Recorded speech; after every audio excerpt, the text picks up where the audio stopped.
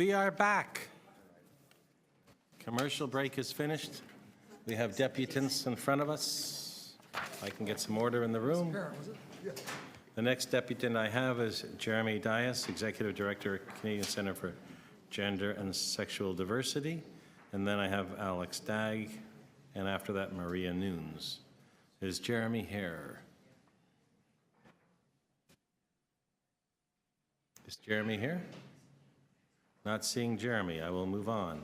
Alex Dagg? Sorry. Who's the face behind the pillar? Okay, so you're not Jeremy, though, am I right? Okay, so Alex, we're here. You have. I'm going to be taking his time slot because I know he's stuck on a delayed flight. So. But you're not him. Okay. As long as you're not him, then we'll let Alex speak. Thank you. Alex, 3 minutes. If we have questions, we'll give them to you. Please try and talk about what our recommendations are and not how wonderful or how horrible Airbnb or other platforms might be.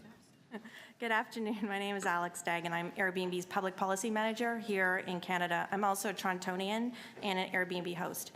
I'd like to express my thanks to all members of the Planning and Growth Committee for your time today and the recognized City of Toronto staff for their hard work. The recommended approach before you has clearly been carefully considered since this matter was first examined by Executive Committee back in January 2016.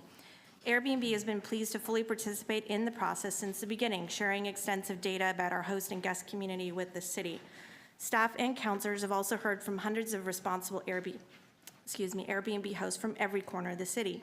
The approach recommended by city staff, including the zoning bylaw amendments you're considering today, is one of the toughest in North America. It embraces responsible home sharing, yet is firm and clear that commercial short-term rentals won't be allowed in Toronto.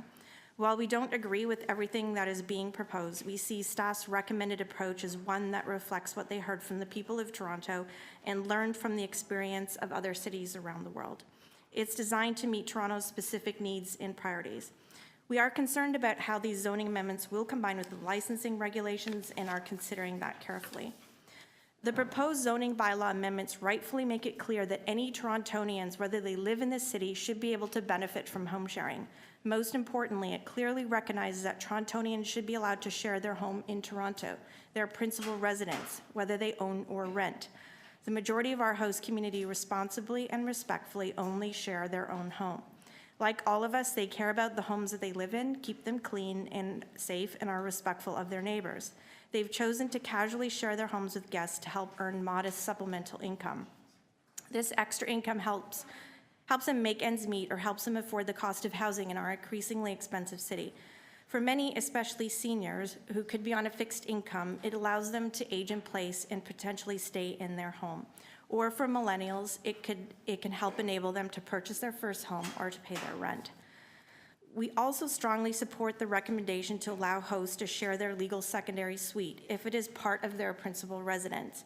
The city staff report is very clear. The proposed rules will only permit a maximum of one secondary suite to be used as a short-term rental per dwelling unit in the principal residence of the short-term rental operator. Furthermore, home sharing in this case will only be allowed in legal secondary suites. This respects a homeowner's right to decide whether they want to share part of their home where they live. Families are diverse and change over time, as do their needs for the extra space in their homes. Many of our hosts use these secondary suites, such as basement apartments and in-law suites for family, grown children, or grandparents who stay with them during the year. They've made it clear to us and to city staff that because they need the flexibility to use the space for themselves, they don't and will not make these available for long-term rental. Secondary suites are a part of a person's home. The city should continue to respect the right of homeowners to choose how they want to use their home. Okay. Yes. I get to do my presentation. You'll get to respond a little bit longer anyways. Okay, thank you. Councillor Perks, you had questions? Yeah, thank you. And thank you, Alex. So I heard you say that you endorse the principle that it should be homeowners. Many of your arguments were it's supplemental to their income, allows them to afford. So you endorse that? Yes, and we are supporting the report today put out by the Planning and Growth Committee, the Planning and Growth Committee. Good, thank you. That's helpful for me to know. Right now, I could direct you to dozens of listings in Parkdale where I know the owner does not reside. Okay. If you support that principle, what are you doing to enforce it? Well, we're here to talk about what the regulations are going to be going forward. We have long said that we think home sharing should be regulated here in the City of Toronto, and that's what we're talking about. So once a regulation is passed, if there are truly commercial house that you're describing in your neighborhood, they will not be allowed to continue to do what they're doing. So thank you for that, but that's not quite what I was asking. I asked, I heard in your arguments that the reason why you, Airbnb, feel we should be doing this is because it allows homeowners to supplement their income. Currently, Airbnb has dozens of listings where that is not the case, where it's just a commercial landlord displacing low-income tenants.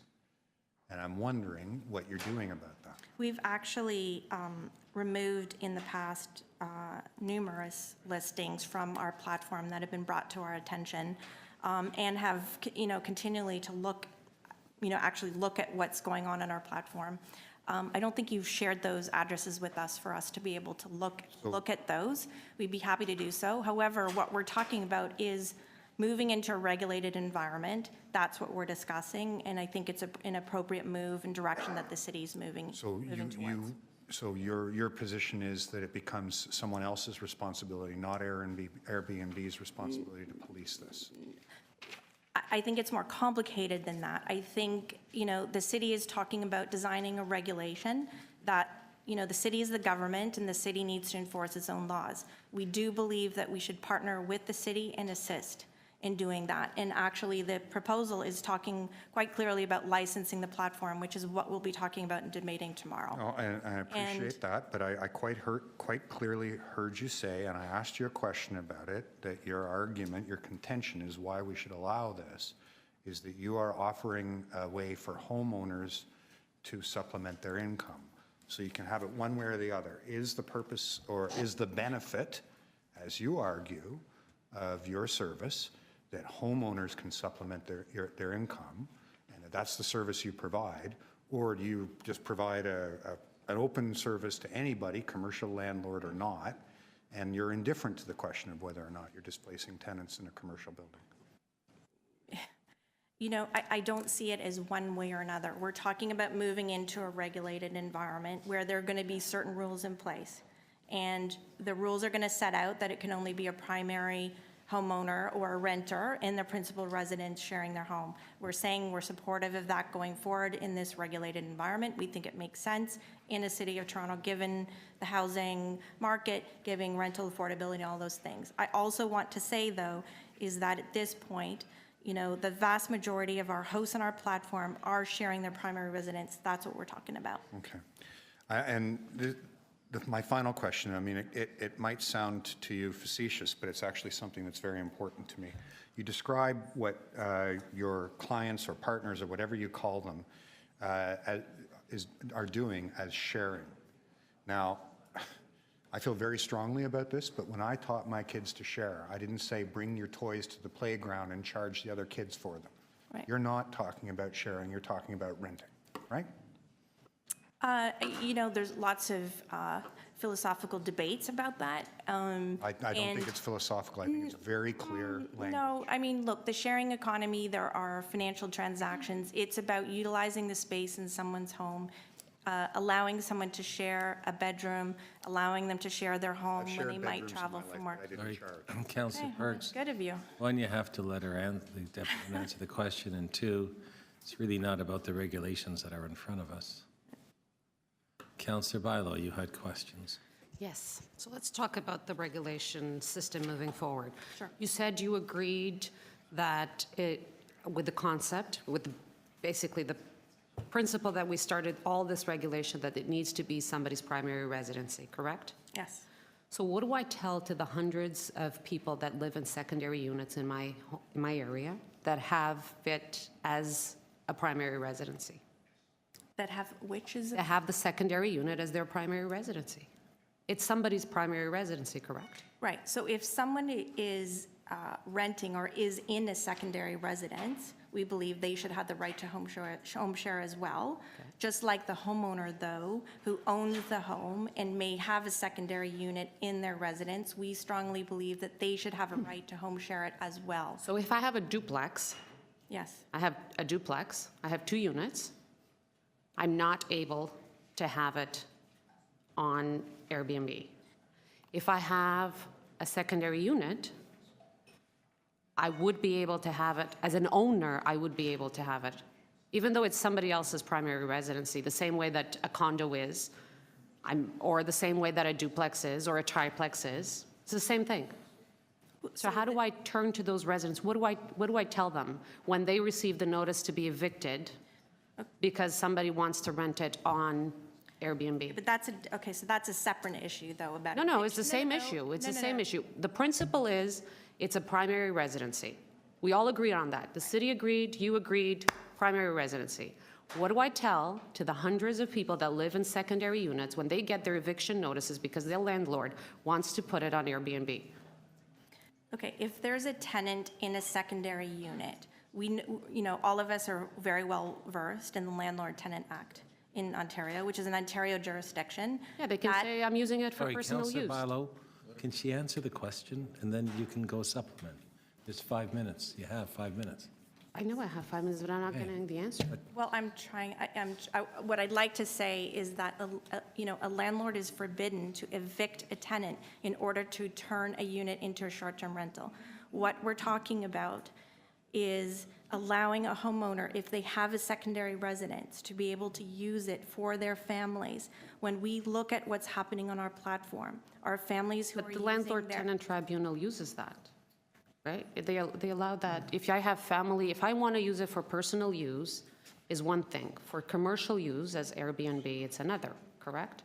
Well, I think hosting Airbnb is considered residential, and again, if it's in a primary home, we strongly believe that in someone's primary home, that if they have a secondary suite, they should be able to home share that. You're going to hear from some. Do you know the difference between, I got it. We're going to have to agree to disagree. Yeah, Do yeah, you know I the think we already difference know. between a duplex and a secondary unit? Well, what the city's proposal is that, but what we're talking about is a legal secondary suite. That's Yes. what Do you we're know the talking difference about. between a duplex and a secondary unit? What we're talking about today is a legal secondary suite. So the difference proposal is, from so the- if I tell you that the difference is, you can be looking at the property and they look exactly the same. The only difference is that a duplex was built at the time that the house was built. So I go home, tear down my house, build 2 units, it's a duplex. I can't put it on Airbnb. I build the same house, but only 5 years, I have the additional unit, now I can put it on Airbnb. What do I tell to people like that? They have exactly the same house, side by side. Are we I would creating also- legislation that is fair? Well, we believe the report from the city staff is reasonable, given that we're talking about someone's primary home. You're going to hear from some hosts who are doing that currently, and what I would like to request city council to think about is those people that are currently sharing a secondary suite out of their primary home that are currently doing that. If city council makes a decision to restrict that, please understand the harm and the concern that you're going to put on those families if you tell them they cannot do that anymore. They are using that to perhaps afford the home, to age in place. All those, we all know and all agree that Are this is a any of very those expensive. goals not able to be obtained with long-term rentals? How families are using their secondary suites, those that are using our platform, is because they use it for their families from time to time, so they cannot be on the long-term rental market. That's the point. What's the percentage of that? If we look at the typical host on our platform who's sharing a secondary suite currently, they're sharing it just over 3 months out of 12 months. That's not a unit that's going to be on the long-term rental market. The 9 months of the year, they're using it for their Are family. you aware of the That's vacancy the rate last in the city of question, Toronto? Councillor. Are you aware of the Yes, vacancy? the vacancy rate is very low, no question about that. So I will ask you, because I'm a little bit wondering here. Secondary suites. Regulations, I'm over here. Sorry. Regulations say 180 days maximum. 28 days maximum. Are you telling me that almost all of the secondary suites are currently less than that now? And are you telling me that you can regulate that? Well, the 180-day proposal is something coming in the report tomorrow, I believe, and that, as proposed, only applies to an entire home, not a secondary suite. So what I'm saying is that currently the typical host that is sharing a secondary suite on our platform currently is sharing just over 3 months a year. So the rest of the time, they're using it for their family purposes. It Okay, could but be- typical isn't my question. I want to know the number of suites or the percentage of them that are long-term use as revenue compared to the odd one that's sharing a month or two. Because secondary suites were not permitted in homes to be short-term rentals. They were permitted in homes, when we debated that, to be housing for people that needed a secondary suite out of their house. So my question to you again is, statistically, how many of the properties that are there are more than 180 days? Yeah, I'd have to look up the data on that. You know, we know Then that what does typically mean? typical is the median number of what's being shared currently. We have, as of July 1, 2017, 739 secondary suites on our platform. We can't tell whether that they are, if, at this point, whether it's a tenant within the secondary suite that's hosting or not. We don't have that kind of granularity of data. The other thing we have seen is, of our secondary suites that are on our platform, there's quite a lot of churn year to year. So from January 2016 to January 2017, 45% of them that were on our platform in 2016 are not on our platform in 2017. So people tend to So of the use, 739, yes, on our platform do currently. you know how many rent more than 180 days? I'd have to pull the data. You know, we have some- Of the 739, how many are renting additional rooms in that same dwelling? yeah, we'd have to pull that data too. I mean, we have provided all that data to the municipal licensing team. We can pull that and I can provide that to you if you're Well, I interested. think what I'm trying to understand is really what's going to happen with a secondary suite if it's in the house. And then we're talking about 28 days or less. Do you know when a property falls under the landlord and tenant tribunal requirements, how many days it has to be rented for? I believe the reason why the city is proposing a consecutive day rental of 28 days or less is so that it doesn't move into the long-term rental category, which would covers that a period of 1 month. Right, or but do you, and I will ask the question of staff after, do you know if it's 29 days, does it then fall under the landlord and tenant tribunal? I believe so. Okay, thank you. I don't, no further questions. Thank you. Thank you for coming. I don't see anybody else with them. I have Maria Nunes. You got there before I could say anything. Well, Good. I've got. And after that, here. I have Peter Toma and Ralph McLeod. We're Good here to afternoon. listen to you. Thank you for this opportunity, Deputy Mayor Bailão, my home councillor Perks, and your esteemed colleagues. I am the looking like bad guy. I'm here as a host. I've lived in Parkdale since 1980. Bought my house there 23 years ago. It's my neighborhood, it's my home. I don't really want to go anywhere. As you know, housing prices have risen tremendously, and I now, today, in fact, paid $506 in property taxes, which I do quite happily, and look forward to paying a license fee, a registration, whatever is required in order to maintain the Airbnb unit that I am currently, have been operating for about a year. I built this apartment that cost me about as much as my house 23 years ago, with the full intention of having a long-term tenant. So it was with a great deal of angst after quite a few people suggested that I do Airbnb that I decided to try it. And the main reason for it was financial, completely financial. Maria, I do need you to stay on what the topic is. Yeah, I'm telling you. And which is the regulations that are in front of us. So the regulations, I am, first of all, completely in agreement, as I said, with the licensing fee.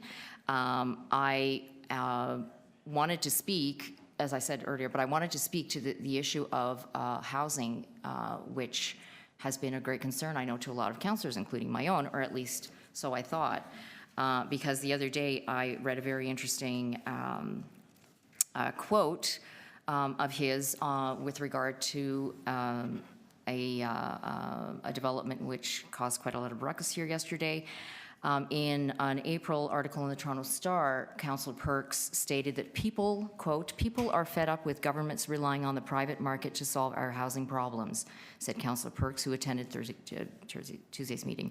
Quote, "We need public investment in affordable housing right now, and we need it from all orders of government." So that's something that I really believe in greatly, and I do consider myself to have been a very, very active member of my community. I've been volunteering for decades, but I'm providing a service which is used by my neighbors. For the greater part, my guests have been people visiting their children living in the neighborhood who can't afford to stay in a downtown hotel and have to travel every day to go and see their children who are having babies or who have grandchildren or going through whatever life experience. They also provide a huge amount of economic activity in the neighborhood, as I've seen from piles and piles of receipts. I actually took one huge pile, I couldn't believe it, $4,000 a couple and their daughter spent while in Toronto. So I'm here in some ways to wash my hands of all the guilt that I felt and to tell you that I'm happy with the regulations, but I reserve the right to do with my private property as I need to do. Thank you, Maria. So we have questions, Councillor Perks. Thank you very much for coming down. I really appreciate it. I know that it takes a day away to come and do this. You said that the reason that you chose Airbnb was primarily economic. Mm-hmm. So compared to renting it out as a Yes. Yeah. Can you tell me what the difference is? 30% approximately that I'm getting from what I was intending. And that was my other issue, was that I spent a lot of money on this apartment because it's my pension. And eventually I will probably move down there and rent the whole house to a family. So I spent a lot of money on it, and it wasn't going to be what you would call affordable housing. I was expecting to get about $1,500 is what I told the market would. And 30%, so you're getting $2,000 a month instead. On average, sometimes less, sometimes more. It really depends on how long people stay. 28-day maximum, they get 25% off. 1 week, they get 15% off. So it all depends on how it adds up. I like the ability to, I created it with a space that I can teach baking in. So it's blocked for that sometimes. I also have friends with whom I visit in the country. When they come, you know, they have their own space to stay. My son lives in Los Angeles. When he comes with his girlfriend, they can stay there as opposed to in my space. I mean, that's a benefit, but the reason I went with this, you know, rather large financial benefit was because of you know, really bad luck with contractors that put the project back 2 years, and I'm actually budgeting backwards to see when I break even for the amount of money that I lost. Okay. And it'll be still a couple of years, at which time I might consider a full-time tenant, but right now it's like what I need. Thank you, I understand better. Thank you. Councillor Bilo, questions? Thank you. Hi, Maria. Hi. We've had this conversation. Yes, we have. before. So you just mentioned something that I thought that we didn't have during our conversation. I thought it was interesting. You said, you know, I should be able to do with my house whatever I want. Which is a hard thing for me, to be honest. So now, all of a sudden, let's put an example. Somebody starts opening stores or garages in their houses, right? Wood shops beside you. Somebody puts a wood shop beside you. It's a commercial activity. They need that to afford their house. I mean, don't you think that governments have a role in Absolutely. in creating this policy? Absolutely. I meant it with respect to this particular decision of whether I am forced to, have a permanent, like a long-term tenant rather than short-term. No, absolutely. again, I am as we- all about regulation. I happily, I welcome this because I'll tell you, when I was doing the research for myself, I saw a lot of people on the Airbnb platform who had multiple units, and it was quite clear to me that they probably didn't live in them, and that's different. But So we need to find that balance, right? absolutely. Between, creating housing policy and creating a policy that regulates a service that is great, that has huge benefits for tourism, for affordability, but it's about a fair and sensible approach that protects our housing stock. It is, but I will remind you that what I quoted Councillor Perks having said about the condo development at King and Dufferin, and I'm pretty familiar with Section 37, and I personally feel that it is council's responsibility when looking at these developments to really hold these developers. I mean, they are not, I consider myself to be a far more deserving member of the private sector than a developer to be told, to be given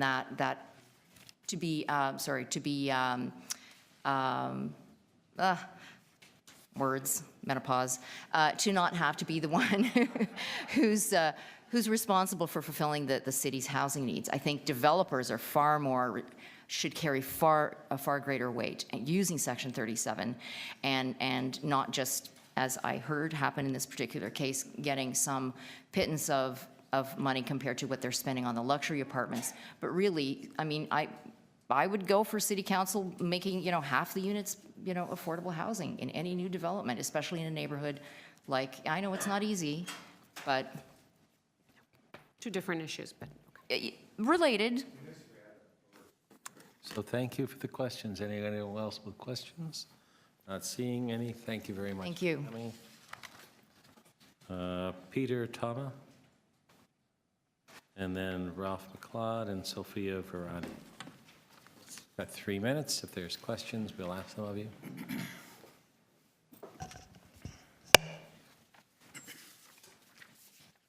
Okay, good afternoon, members of committee, Mr. Chair. My name is Peter Toma.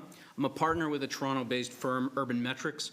I'm a registered professional planner, and I'm also a professional land economist. I'm very pleased to be before this committee to provide my comments and professional opinions regarding the item before us today. In sitting before you, I recognize that significant consultation and some very lively discussions have taken place around this issue, and I understand that broad-based consensus has been an ongoing challenge. It's not my intention today to relitigate all of the sides of this debate, but what I would like to do is to take this opportunity to provide my insights as a planner, as a Torontonian, as a Ward 13 homeowner. First of all, I want to start off by saying that I'm very pleased in seeing that planning staff recognize that short-term rentals continue to play a positive role in a city that openly welcomes tourists and newcomers, and I think that's an important step in the right direction. Having said that, it would appear that many of the issues that are covered off in the staff report, what I believe transcend the normal conventions of land use planning. As a planner, I get really uncomfortable when I hear planning principles that are predicated on regulating users and not the use. Language that speaks to maintaining community stability, minimizing noise, nuisance, and garbage issuance. These sentiments are, sometimes really echo those undertones of NIMBY, and I want to impress upon this committee that, that those issues are not on the radar here. In the time I have left today, I want to talk this, if I could get the. So having reviewed the proposed zoning framework, it's my professional opinion that they've not developed a clear-cut, evidence-based rationale for regulating or placing restrictions on the use. Developing sound and defensible public policy should be predicated on the analysis of facts and not rhetoric. In my professional opinion, the planning department has not been given the appropriate direction to address the implications of the regulatory changes through a land use planning lens. And while the issues of short-term rental have been scrutinized by multiple city departments, the hotel industry, in my opinion, has effectively been given a free pass when it comes to changes in land use. The Greater Toronto Airport Authority is actively planning for major growth in travel into this market. The GTAA and its partners are preparing for infrastructure and support of 45 million additional passengers. So Peter, over the next 30 years. I need you to Okay. sum up for this questions we'll ask. Yeah. My point is that the city's hotel industry is moving in precisely the opposite direction. There are fewer hotels today in the city of Toronto than there were 15 years ago. Okay. And there are more hotel conversions that are being Thank looked you, at. Peter. Are there questions? Councillor Campbell. Do you have data on the number of hotel conversions that have taken place in the last 5 years? I do. I don't have them with me, but I'm happy to share them. It's data that is made available by the Hotel Association. Just what? Well, I mean, do you have off the top of your head? Is it like several hundred units, a few thousand units? Is it? Sure. I mean, 15 years ago, there were 25,500 hotel rooms. In 2016, there were 25,200 hotel rooms. There are 300 fewer hotel rooms in the city of Toronto. When you think about the growth that's taken place in this market, just the fact that the number of hotel rooms is actually decreasing, while everything we know about the city of Toronto and its tourist industry is increasing. Essentially, the hotel industry has been, for all intents and purposes, been given a free pass by enabling them to convert hotel rooms. So it's disingenuous, in my opinion, if you're asking me as a planner, to have this debate around, if you're trying to, from a planning perspective, this committee should be focused on ensuring that the accommodation sector is appropriately addressed. And the only area in which this gap is being addressed, I can see the councillor waving, but the only area where this is being addressed is the Airbnb and similar home sharing platforms are essentially been tasked with filling that gap between the number of accommodations and the amount of growth that's taken place in the travel sector. Okay, thank you. Councillor Barlow, questions? Thank you. So I actually share your concerns to the point that I asked a report that is actually going to be at Economic Development on Friday about this same issue, because this is a concern. But as a land plan user, don't you think that we're going to be replacing the hotel function, commercial activity in our residential neighborhoods? Because what I keep hearing from people that do home sharings is that this is a different experience, which I believe it is. People that go to home sharing don't like the experience of a hotel. That's what I keep hearing. They want to experience the neighborhood. They want to experience something different. And I actually think that they are not, they're quite different. Like, people that use these services are different. So do you think Sure. that? I mean, I'm happy to address that question. I think on principle, if you're talking about housing as a commercial proposition, as there's a financial relationship between a landlord and a tenant, or a hotel operator and a guest, I mean, there are essentially commercial transactions that take place between guests and hoteliers in much the same way as there are between landlords and tenants. One is allowed in commercial. One is restricted to commercial and mixed-use areas, and one is essentially in residential areas, but to suggest that commercial transactions don't take place in apartment buildings is, well, not suggesting that. I'm just wondering if that's the best approach to solve the hotel issue, to solve it that way, because I also don't think that's the question that we asked our residents, is if they want to have hotels in their neighborhoods, right? I'm pretty sure that the consultations that we had with residents of Toronto was not, do you want to solve the hotel issue by doing this?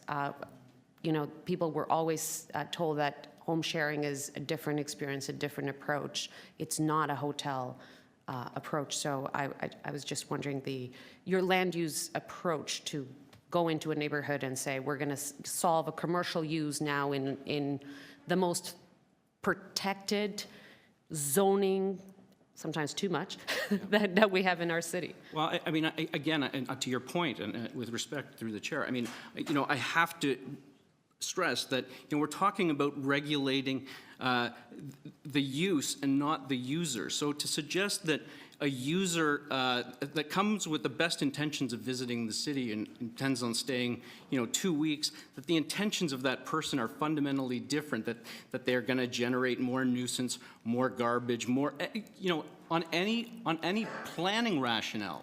You know, there really is no fundamental difference when you start parsing it down to the person. And when it gets personal from a land use perspective, I have to push back. Thank you. I don't see any other questions. Thank you for coming. Ralph McLeod, and Sophia Varani, then Michael German.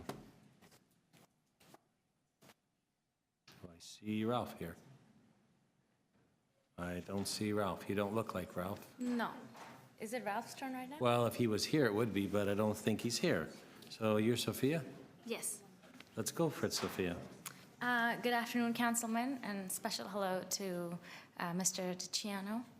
I'm part of Ward 5 in Etobicoke, and I am a Airbnb host, as is my family. And I'm here just to speak a little bit about our personal experience with Airbnb. The reason we've chosen to, by we, I mean my uncle has a house and he does Airbnb in his basement. I have recently bought a house with the help of my parents, and I plan to do Airbnb with my basement, is because for us, physically, it's not possible to have long-term tenants in this space. I have in-laws visiting. My in-laws live in Kenya, and when they come for months at a time. It's not always pre-planned months in advance, and I am not able to have a long-term tenant in my basement. I bought this house in August simply with the budget in mind that I can short-term rent out on a short-term basis for when my in-laws are not around.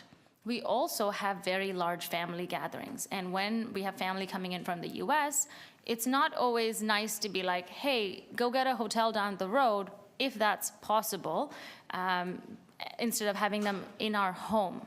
But as you guys all know, homes are expensive to carry, and our houses aren't big enough to support our family around. I also feel like it does generate a lot of community and social life and aspect. So like Maria mentioned, a chunk of my uncle's Airbnb guests are neighbors' parents. Parents want to come visit. They don't want to stay through the winter. They'll come over the summer, or they come for a few weeks at a time. And it does generate a lot of, we have dinners together, and it's great. So I do feel like it increases the socializing aspect and the community feel. Sophia, what's in front of us are the recommendations. Right. That's really what we also want to hear your opinion on, if you have one. Right. So I recommend that secondary suites be allowed. I do understand that there's a little bit of a conundrum between how do you regulate a duplex versus a secondary suite. Like, I take your point into account. But I'm not sure what the regulation should be around that. All I know is I could potentially have a secondary suite, but I don't want to lose out on the money I can make by renting it out short term and not be able to afford my house. If Airbnb didn't exist, I couldn't buy this house. And so my only way of affording that and having children with a backyard is to be able to rent it out short term. That's it. Thank you. Thank you. Are there any questions? Not seeing any. Thank you for using your experience towards what the recommendations are. Thank you. And the next person that I have is Michelle Germain, then Mason Matahet. Is Michelle here? I don't see Michelle. Mason Matahet. And after that, I have Richard DeSam Lazaro. You are Mason? Yes. You have 3 minutes. We're here to get your comments on the proposed bylaws. Okay. Good afternoon. Thank you for having me. And my name is Mason Hatahet. I am a resident of Toronto. I own and live in a condominium unit in Harrison Garden Boulevard in Toronto. I am a professional chemical engineer. Due to the oil prices, I was laid off with the rest of my team in 2015. 2016, I had to find a supplement for my income, and I started with renting my second bedroom on Airbnb. Right now, I'm doing freelancing with this very difficult economy that we are living in the chemical industry. And because it's so difficult, you struggle to get the customer and the client, and sometimes you need to travel to the client site to execute the project. And the reason why I'm saying this is even though I salute and agree with most of the recommendations and proposed regulations, the cap of 180 days, it's gonna add a limitation, in my opinion, unnecessary limitation for my job, because at certain point, I'm gonna have to tell the client I cannot go because my unit is gonna stay here empty, and I'm gonna pay here and pay there. That's it. Are there questions of the deputant? Not seeing any. Thank you very much for coming. Thank you. I have Richard DeSam Lazaro. Is Richard here? And after that, Veronica Lynn. Richard? We're here. You get 3 minutes. Talk about the bylaws. Let us know what your thoughts are. All right. Thank you for coming. Well, good afternoon, Mr. Chair, members of the committee. My name is Richard DeSam Lazaro. I'm speaking here today on behalf of the Expedia family of brands, including Vacation Rental Leaders, HomeAway, Vacation Rentals by Owner. Thank you very much for the opportunity. Expedia and HomeAway are supportive of all 5 guiding principles identified by city staff for the regulations of short-term rentals. In particular, we recognize that even though Toronto's rental vacancy rate was much lower in the 1990s, the availability of long-term rental housing is a major concern for the City Council, and housing affordability in Toronto is an important challenge. Additionally, the City Council does want to ensure that short-term rentals do not create major nuisances, especially with regard to noise. And although we agree with most of the city staff's recommendations, we do not believe that they have struck the right balance when it comes to their proposal to restrict short-term rentals principal residences. In fact, we believe that a principal residence restriction, would be in direct conflict with another guiding principle identified by city staff to enable greater diversity in tourism accommodations. We also note that in the only scientific poll commissioned by the city, 67% of Torontonians supported allowing short-term rentals in secondary residences. So let's speak frankly. The problem with short-term rentals is not related to secondary residences. It's investors purchasing many dwellings in a single condo building purely for conversion into short-term rentals. The principal residence restriction unnecessarily risks eliminating a type of accommodation that has long been available in Toronto for traveling families. Traveling families want kitchens, washing machines, separate bedrooms, amenities that are not available affordably in hotels. Moreover, in our experience, families typically want whole home rentals, not to stay in someone else's house. We also believe that a principal residence restriction would make it more difficult for families to visit Toronto, therefore harming tourism.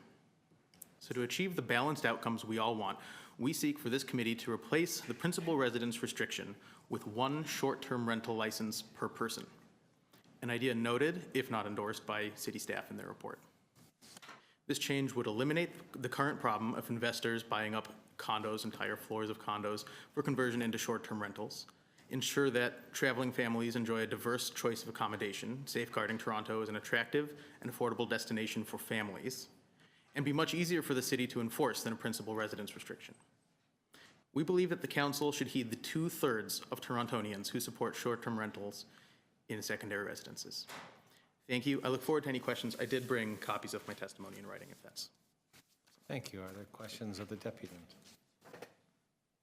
Don't see any. Thank you very much for coming.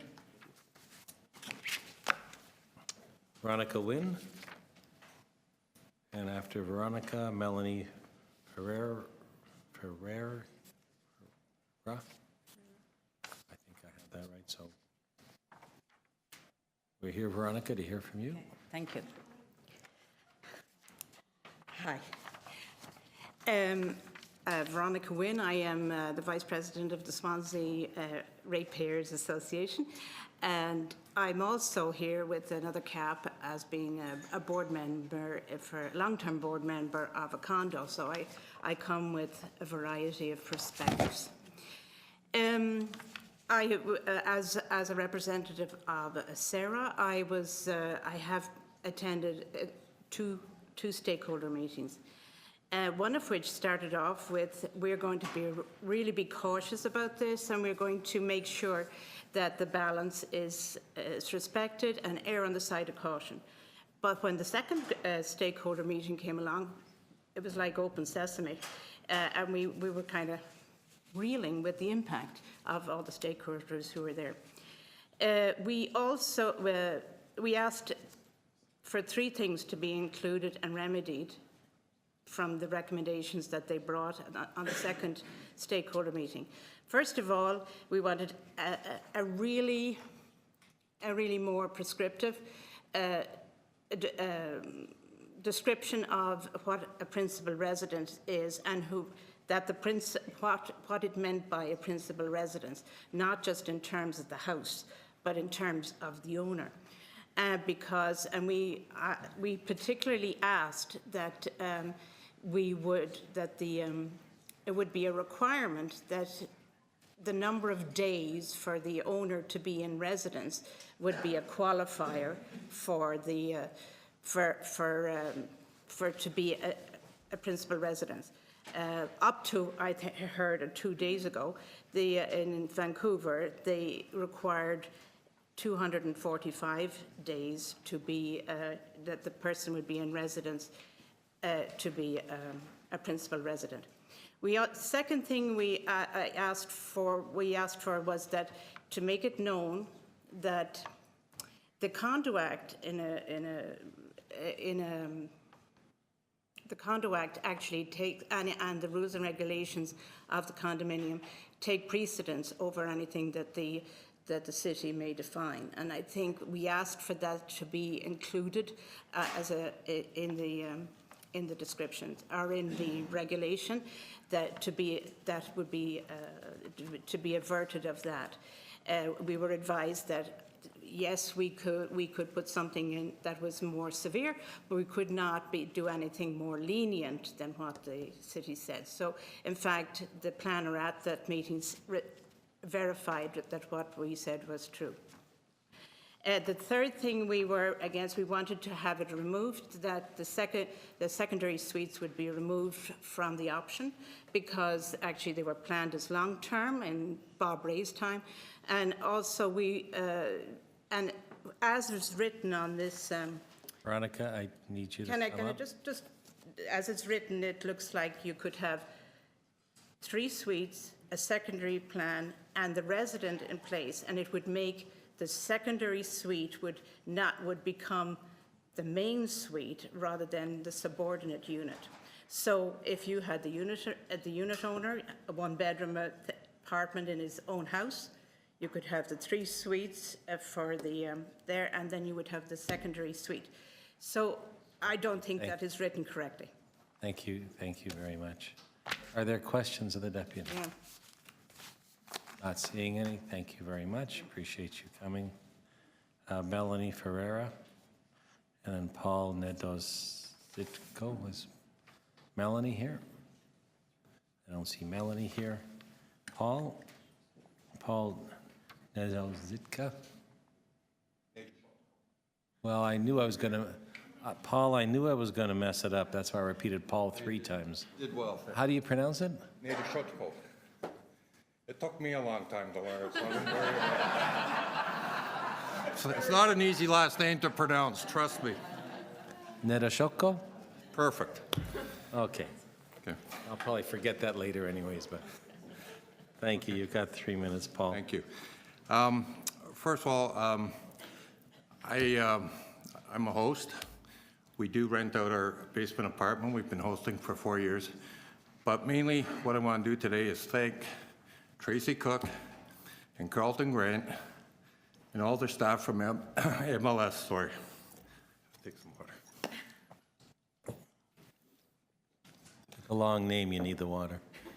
I get nervous when I speak. Oh, don't. We're just people. Excuse me. I want to thank them for all their hard work, their thoughtfulness that's gone into the process, and I fully support current proposed regulations as they stand. Sorry, I get emotional because it's my livelihood. Take your time. And I look forward to adhering to and respecting the proposed current regulations. And I welcome fire inspection, building inspectors, and ESA to ensure my apartment is fully compliant to all codes. And I'm hoping that when this all goes to council, that the current proposed regulations stand, because I think a lot of hard work and a lot of thoughtfulness has gone into addressing the issues of short-term rental in this city. Having worked in land development for over 30 years across southern Ontario, I think they've done an amazing job, because I know a little bit about the housing industry. Thank you. Questions, Councillor Campbell? You have a basement apartment Correct. with a stove and washroom and so on? Yeah, it's a fully self-contained. Separate entrance? basis. Pardon me? Separate entrance? Separate entrance, yes. And how many days a year do you have that rented out? For the last 4 years we've been hosting, it's been occupied a good part of the time. We're not your typical host.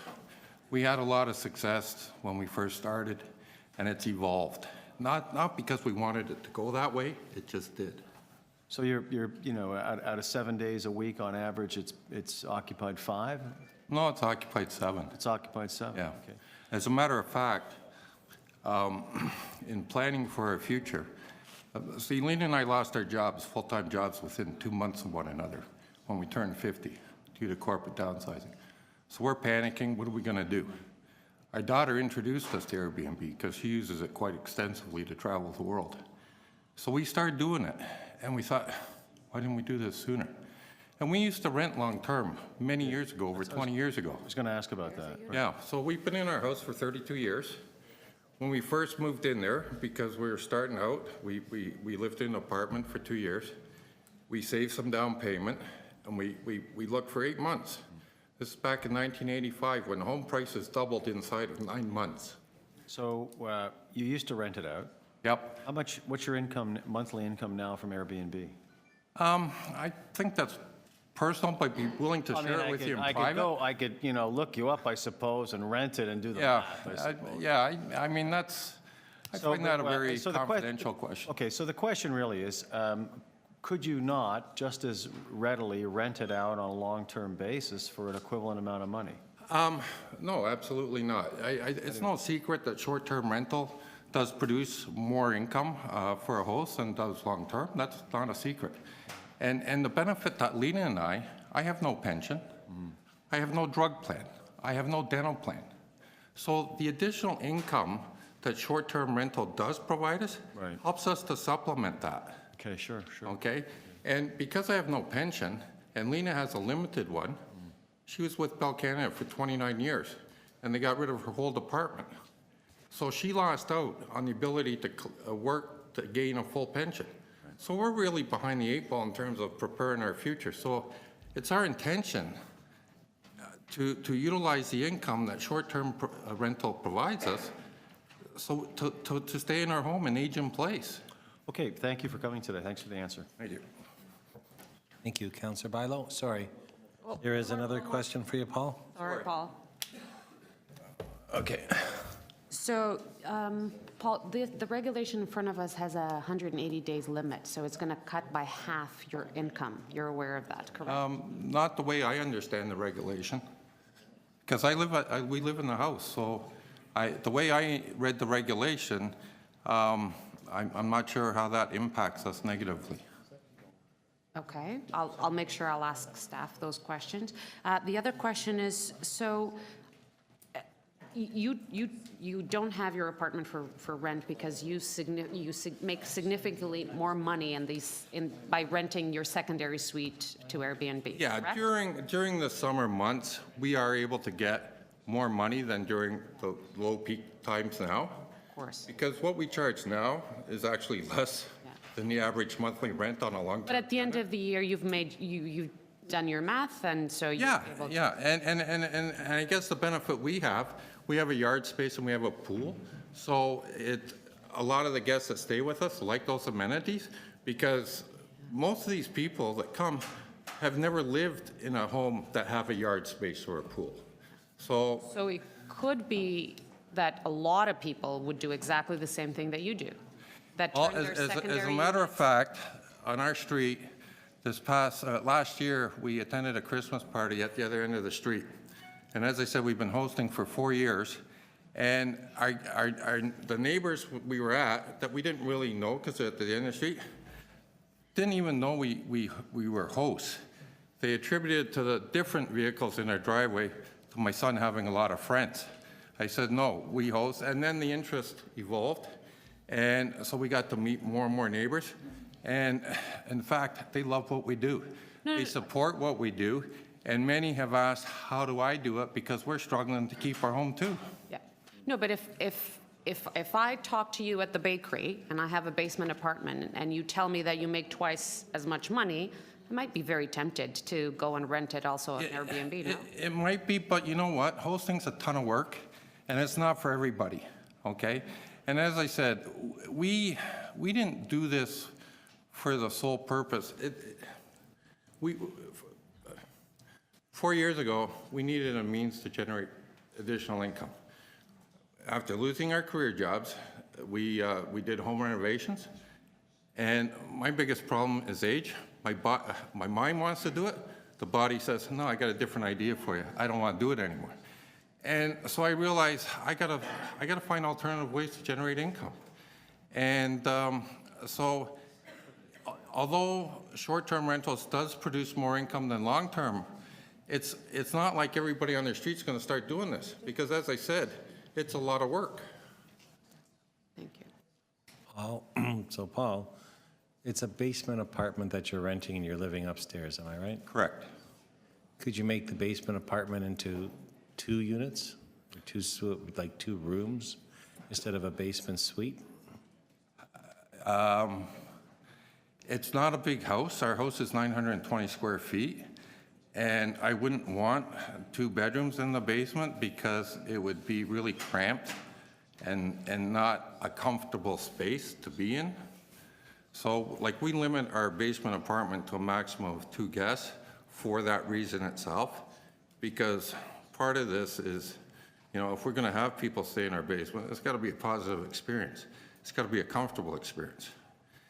So I would say it wouldn't be something I would consider. And would we consider renting our upstairs and sharing space, Lena and I? No. That's not something we would be comfortable doing. So the basement, because it's separate from our living space, is a good fit for us. And in terms of not putting it on the longer term market, my mother-in-law is aging. She recently lost her husband. So we have to say, okay, how long is she going to be able to manage on her own? Do we have to bring her into our house and help assist her? I have 2 adult children that have not yet, in all the years since they left home, had their own place to live in. They're sharing their place, whether they're living in London, England, or somewhere else, I got appreciate to that. share. So I appreciate it. So in regards to your children that haven't found a home, isn't that a great reason to move into a one-bedroom apartment so they can't move back in? Well, we might move downstairs and let them live upstairs. That's, Okay. I was being sarcastic. yeah, Thank- no, I mean, we're in a very Thank you. dynamic economy. Okay, And we got to change our attitudes to make things work. thank you, and thank you for coming today. Thank you. Melissa Goldstein? Is Melissa here? And then after is Thorben Weiditz. So Melissa. Hi, sorry.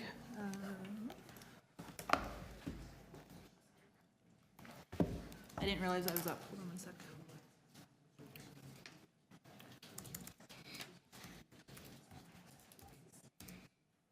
Are we all set there? Are you trying to log in?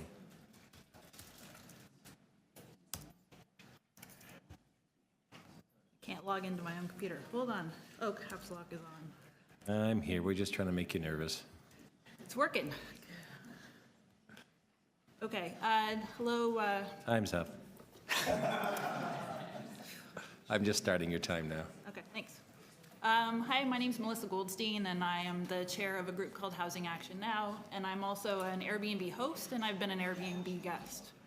Housing Action Now is a coalition of Toronto residents and community organizations that advocates for safe, decent, and affordable housing for all Torontonians.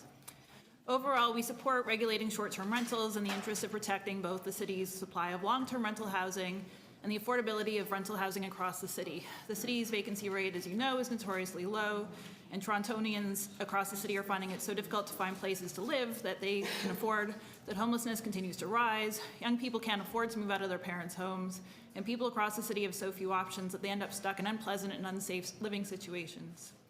The rise of short-term rentals is worsening this already bad situation by taking long-term rental units out of the rental market and by increasing the value of rental properties in particular neighborhoods, thereby further inflating rents. And this is something I think that's important to note because a lot of the deputants so far have said that it doesn't actually affect rents, which it does.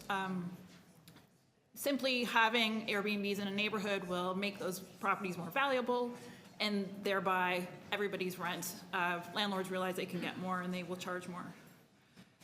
On top of this, the conversion of long-term rental units to short-term is resulting in the often illegal eviction of Torontonians from their homes. Low-income people, students, families are all being forced out of their homes and into the cutthroat rental housing market in favor of high-paying tourists.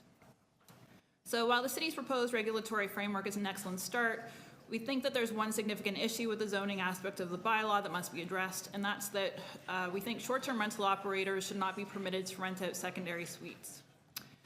Short-term rental operators should be limited to renting out their principal residence. The short-term rental of secondary suites seriously undermines the city's goal of protecting long-term rental housing stock in two ways. First, the rental of secondary suites makes up a significant portion of the city's rental market, especially in the most desirable neighborhoods in the city. And it's in these neighborhoods which are most at risk of short-term rental conversion and require protection by the bylaw. Second, it'll undermine the possibility of effectively enforcing the proposed principal residence requirement, as it will be very difficult for an operator to provide documentation that will reliably prove that they are legally entitled to rent out a secondary suite. And without effective enforcement, regulations won't function to preserve long-term rental stock or affordability. Eliminating the short-term rental of secondary suites does not stop people from generating income from those suites or stop tourists from having a diversity of accommodations options. It simply imposes the more balanced situation that existed in Toronto prior to the arrival of Airbnb, where property owners could earn rental income from their properties and Torontonians had a better chance of finding somewhere in the city to live.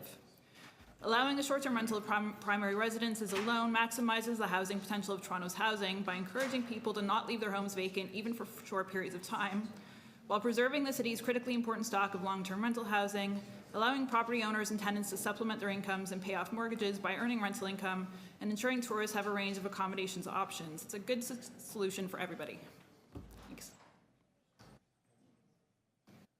Questions, Councillor Perks? Thanks, Melissa. I've heard a couple of deputants today and come and talk about how they had units that were built as rental, and then they've decided to become Airbnb hosts. One of them specifically said that they get 30% more revenue. So does that talk to the point you were making about shrinking the availability of affordable rental in the city? Yeah, I mean, like, there's two things. Like, I appreciate people's desire to make money, but when you're inflating rents, because you can make, I mean, so when I rent out my place, I rent out my principal residence, and I did that for a year. Airbnb saved me from being evicted. I was unemployed, I had no source of income, but I did have a rental property in a desirable neighborhood. I went and I stayed with friends, and I would rent out my place. I was getting, I could rent out my place for a couple of weeks and make a month's worth of rent to pay my rent. So that's how much more my place was being valued at, and that has an effect.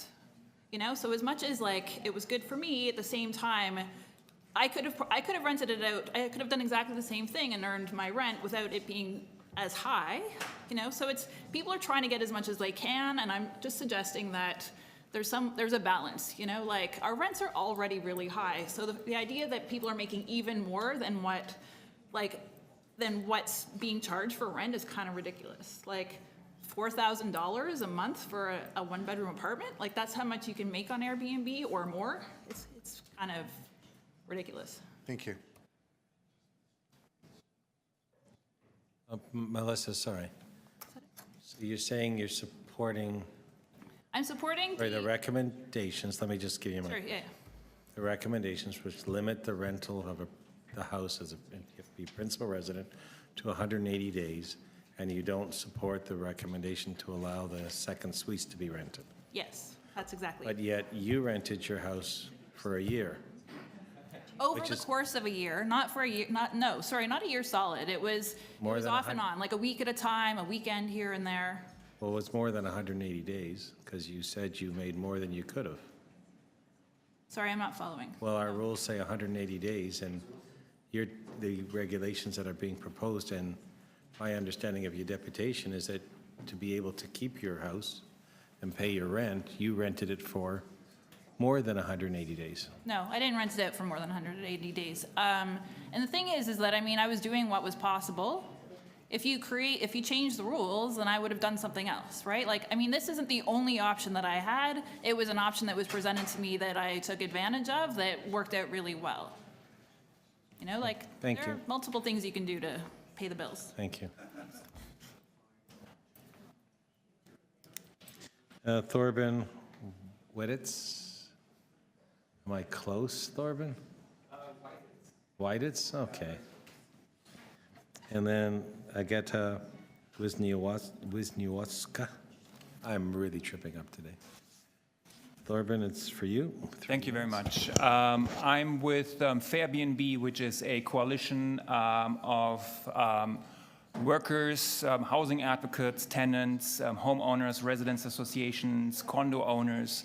It's a broad-based coalition of organizations, groups, and individuals with an interest in establishing fair rules around the emerging short-term rental market. We have been involved in the city's process of coming up with regulations from day one, and we want to express our gratitude to the staff that has done a fantastic job in outreach and research and coming up with regulations. But there are still 3 sticking points that we see that needs to be addressed to actually achieve the policy goal of these regulatory proposals. One issue that we have raised last week is the issue of the secondary suites, and we released a report that I'm happy to share with councillors by email later. And we see, a huge problem with the impact, the huge problem with the proposal in that it will actually help landlords reallocate long-term rental housing stock to the short-term market because of the financial incentive that exists and that we have heard about plenty today. And we also know that secondary suites are a very important form of generally more affordable housing in the city of Toronto that has a long history of being supported across various levels of government as one of the housing strategies to address affordable housing crises in the city of Toronto and in the province, specifically by the Ministry of Housing. So this report sort of lays out the policy background and objectives around the secondary suites in general and represents our concerns about the current proposal.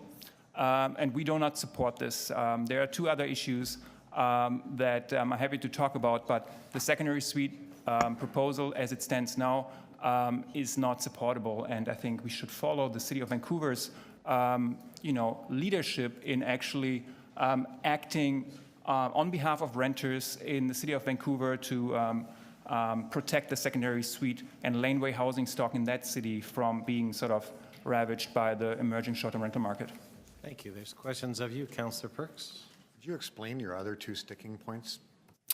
Yeah, certainly. The whole regulatory framework hinges on the notion of principal residency requirement, which we agree with. It's an important step to ensure that people actually engage in the practice of home sharing, and we sort of eliminate commercial hosts that have multiple homes that buy up housings, condo units, or lease, or run portfolios for other people.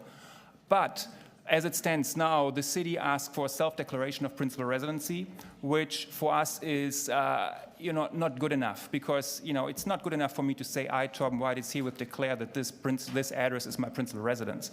We would like to see that this becomes a burden of proof right up front. If a host desires to apply for a permit, they should be showing government-issued ID or a government-issued ID and documentation to show and prove up front that this municipal address is actually the principal residence. And the second one would be that the City of Chicago has established a condo list of condominium buildings in the City of Chicago that is prohibited to short-term rentals. There are about 1,750 condos that are on that list in Chicago, where condo corporations and condo boards volunteer to submit documentation to the city's short-term rental office to say our condo does not allow short-term rentals, and these buildings are off limits to short-term rental companies like Airbnb, and it's literally, we are talking tens of thousands of housing units that are protected through this measure. So I think, between the secondary suite piece, the mandatory requirement for principal residence proof, and a sort of list of prohibited condos, the City of Toronto could significantly strengthen the regulatory proposal right now. Thank you. I don't see any other questions. Thank you very much for coming. Agata Litnioska. Am I anywhere near close, Agatha? Well, you got my name right. Okay. It's Agata Wisniewska, yes. Hey, great. Okay. And after that is Carla Parkinson's. Okay. So just thank you very much to City Council for hearing me out and all the staff. This is my first deputation, so I'm pretty passionate about this subject. I wanted to kind of frame, I am an Airbnb host, but I just wanted to kind of frame to you my actually very unique position as an Airbnb host compared to others, which I had no idea about. I started hosting 3 years ago, and I wanted to talk to you about medical students. So in the 4th year of med school, all medical students have to go across Canada in order for them to complete in order for them to complete 2 to 4 week electives, in order for them to get a chance to get a place in residency for the next year. Anyone that's in the vicinity of a hospital, so that's University Hospital Row or myself in Sunnybrook Hospital, would be providing or could provide a place for medical students to stay.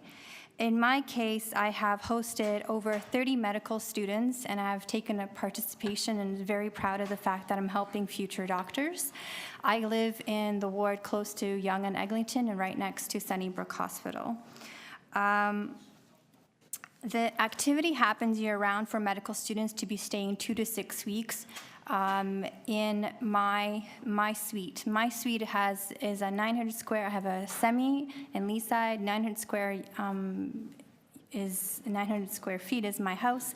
They have a separate entrance and a separate bathroom, and that's where they dwell. Most of the times I don't see them because they're out 24 hours because they're learning how to be a doctor. What I wanted to say is, compared to where at Yonge and Eglinton, there's only one hotel for them to be staying at, and that's at Mount Pleasant and Eglinton, which charges $130 a night. So if you calculate that amount for a medical student who's already paying thousands of dollars, that's almost close to $900 with taxes, $1,900 with taxes for them to be staying for 2 weeks in order to complete something that is a requirement. I charge, and I'm very happy to say, I charged $50 a night for a medical student. On top of that, I provide them a 20% discount when they stay longer than a week. So they're getting a pretty sweet deal. In between, I do host. I'm also really close to an addiction center. I have the privilege of hosting families that are there to support their loved ones while they're going through addictions. I guess like detox. I'm also close to Bloorview Kids Rehab, so families that have to travel from outside of Toronto come to support their families. And I'm also, so those are the 3 main medical buildings that I'm close to. So sort of the question I have is, when we're thinking about condos and limitations for specifically for a different type of demographic, I just want you to think about the people that are staying and require the short-term rentals of 2 weeks or 6 weeks, because a price for specifically for on the behalf of medical students would be exorbitant for them to be staying downtown in any kind of hotel, and really all they need is a place to stay. Yeah, I kind of missed calling your time at 3 minutes. Sorry, okay. I know you're passionate, so. Anyway, that's sort of you. my thing. I have other stories to tell about how it's helped me, but anyway. So are there questions? So the bottom line now. So I wanted to say that I wanted to ask, I got to ask you questions. Yeah, okay. We're saying 180 days limit. Yeah. You're acceptable with that? Yes, with a caveat of realizing that some med students have residency for 8 months of the year, 7 months of the year when they turn to residence, and they have to do rotations. So I'm just speaking on behalf of med students, sorry. So in other words, the 180 days doesn't work for you in all situations. No, it doesn't work for all situations, and I know I'm a different kind of host, and it's just been my experience. So when you rent to them, though, are you renting them on a monthly basis then, on a 6-month basis? I have rented to students for a max, specifically my space is not suited for longer than 3 months because there's no kitchen. Okay, so you're okay with 180 days because your space In my space. is a maximum of 3 months and 180 days maximum a year? To rent my space for 180 days? Regulations talk about a maximum of your main dwelling, the additional space, of 180 days. No, because my situation is I'm hosting year-round, and I'm hosting students that do not have, or people that do not have access or would be, they don't have anywhere to stay, honestly. They don't have anywhere to stay. I'm not So asking. no, I'm not, I don't really support the 180 days in my particular situation. And in your house, it's a house or an apartment? It's a house. How many bedrooms are in the house? It's a 2-bedroom semi, and the basement is it's basically a basement with a private washroom. We're small. It's really made for one person. You're renting the basement? Yes. You're renting one of the bedrooms? No. You're just renting the basement? Yes. And the basement's not a second suite because it doesn't have a kitchen? No. Gotcha. But you do rent that for more than 180 days? I do. Do you rent it on a rental agreement for more than 180 days? No. So you're on a daily basis when you rent it? Yes, I rent with Airbnb. Okay, thank you. I don't have any other questions. Councillor Fillion? Yes, so just trying to just follow up on those questions. So Okay. sometimes you rent on Airbnb for up to say a 3-month period, a 2-month period. Yeah. So if I have it right, and I'll have to ask the staff when we ask questions, the 180-day restriction is only for short-term rentals, which means an accumulation of rentals that are 28 days or less. So if I'm correct in that, and I'll have to verify that I am, but if I'm correct in that, your 3-month rental wouldn't count as part of your 180 days. Would that then work for you? No, so can I get a clarification on the 100? No, I'll get a clarification Okay. later. I'm saying, if that was correct, if I'm correct, you still have a problem. Yes, I still have a problem. What would your problem be then? My problem is that I couldn't rent my basement for the full year. Well, you could, you just can't rent it for more than 180 days Oh, okay. short-term rentals. Yes, okay, so then, yes, as long as I'd be able to rent it full throughout the year for, let's say, 3 months, well, as long as I can rent it throughout the full year, then I support the Okay, thanks. legislation. I'll get that clarified. And the $50, as long as I can pay it online. Thank you very much. I don't see any other questions. Thank you for coming. Okay. The next deputant I have is Carla Parkinson, then I have Emily Rayson, then Denise Lash. Is Carla here? Hi, Carla. 3 minutes. Good afternoon. My name is Carla Parkinson, and I've been hosting Airbnb guests in our principal residence for the past 2.5 years. I'm here today to add my voice of support for the city's proposal to allow home sharing in all residential areas in Toronto. In 2015, my husband and I purchased our first home in Toronto, a row house in Little Portugal, where we currently live with our 3-year-old daughter and our 1-year-old son. When we purchased our home, it was a single-unit dwelling. The basement was being used for laundry, storage, extra recreation space by the previous owner. She was not renting out any portion of the home to long-term or short-term tenants. She was an elderly widow living alone in a three-bedroom house. So when we purchased the home, we decided to renovate the basement and create a lawful 1-bedroom, 1-bathroom secondary suite.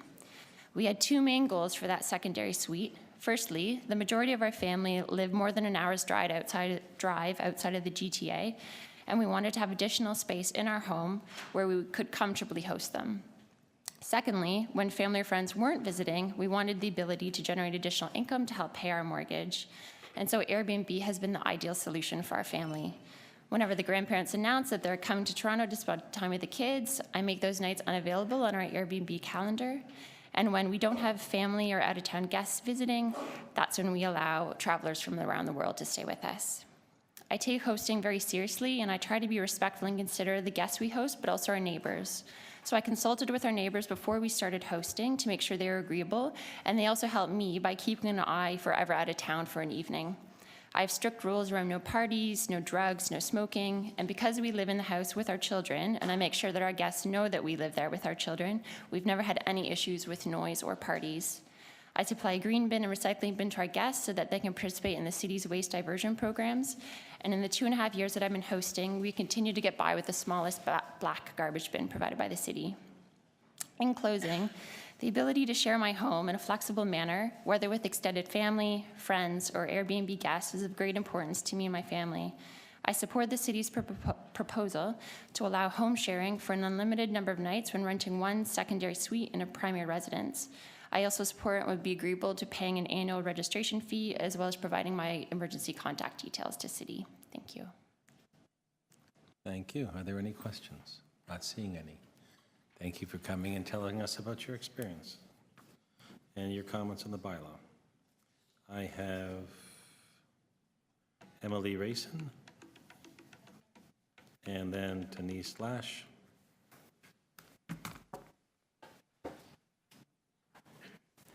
Good afternoon, everybody. My name is Emily Rayson. I'm the COO of Canada Stays, Toronto's largest Toronto-based vacation rental marketplace with homes all over Canada for rent. We are exclusively whole home properties with homes for rent in almost every pocket of Toronto right now. We've helped tens of thousands of families stay in the city, and these families need a lot of space to spread out in. I'm talking about kitchens, common congregation rooms, laundry facilities, parking, you name it, that's what they're looking for. Very outside the box around from a hotel. As someone who also runs an Out of the Cold shelter for 21 years now, I am very, very well aware of the housing issue in Toronto, the long-term housing issue in Toronto, and I applaud your efforts to address that cause. However, preventing homeowners from actually renting out their second property, I believe, will not help solve the housing issue.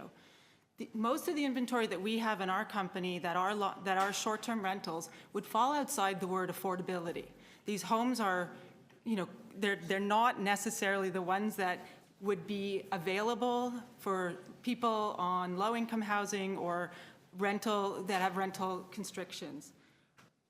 What I want to say here today is that I actually support the draft that's in front of you, with one exception, which is around the proposed principal residence restriction. So excluding secondary residences will have a number of significant ramifications as I look at it from the city's perspective. It'll reduce the inventory in already underserved local markets in Toronto. So my husband grew up in Willowdale, and whenever his family came to visit, there was nowhere for them to stay in Willowdale outside of air mattresses on their floor. So they would take away some accommodation for these kinds of markets that the hotel markets don't serve. And if that reality returns, our family is definitely impacted by that, but so will families that have need for short-term housing to host their families.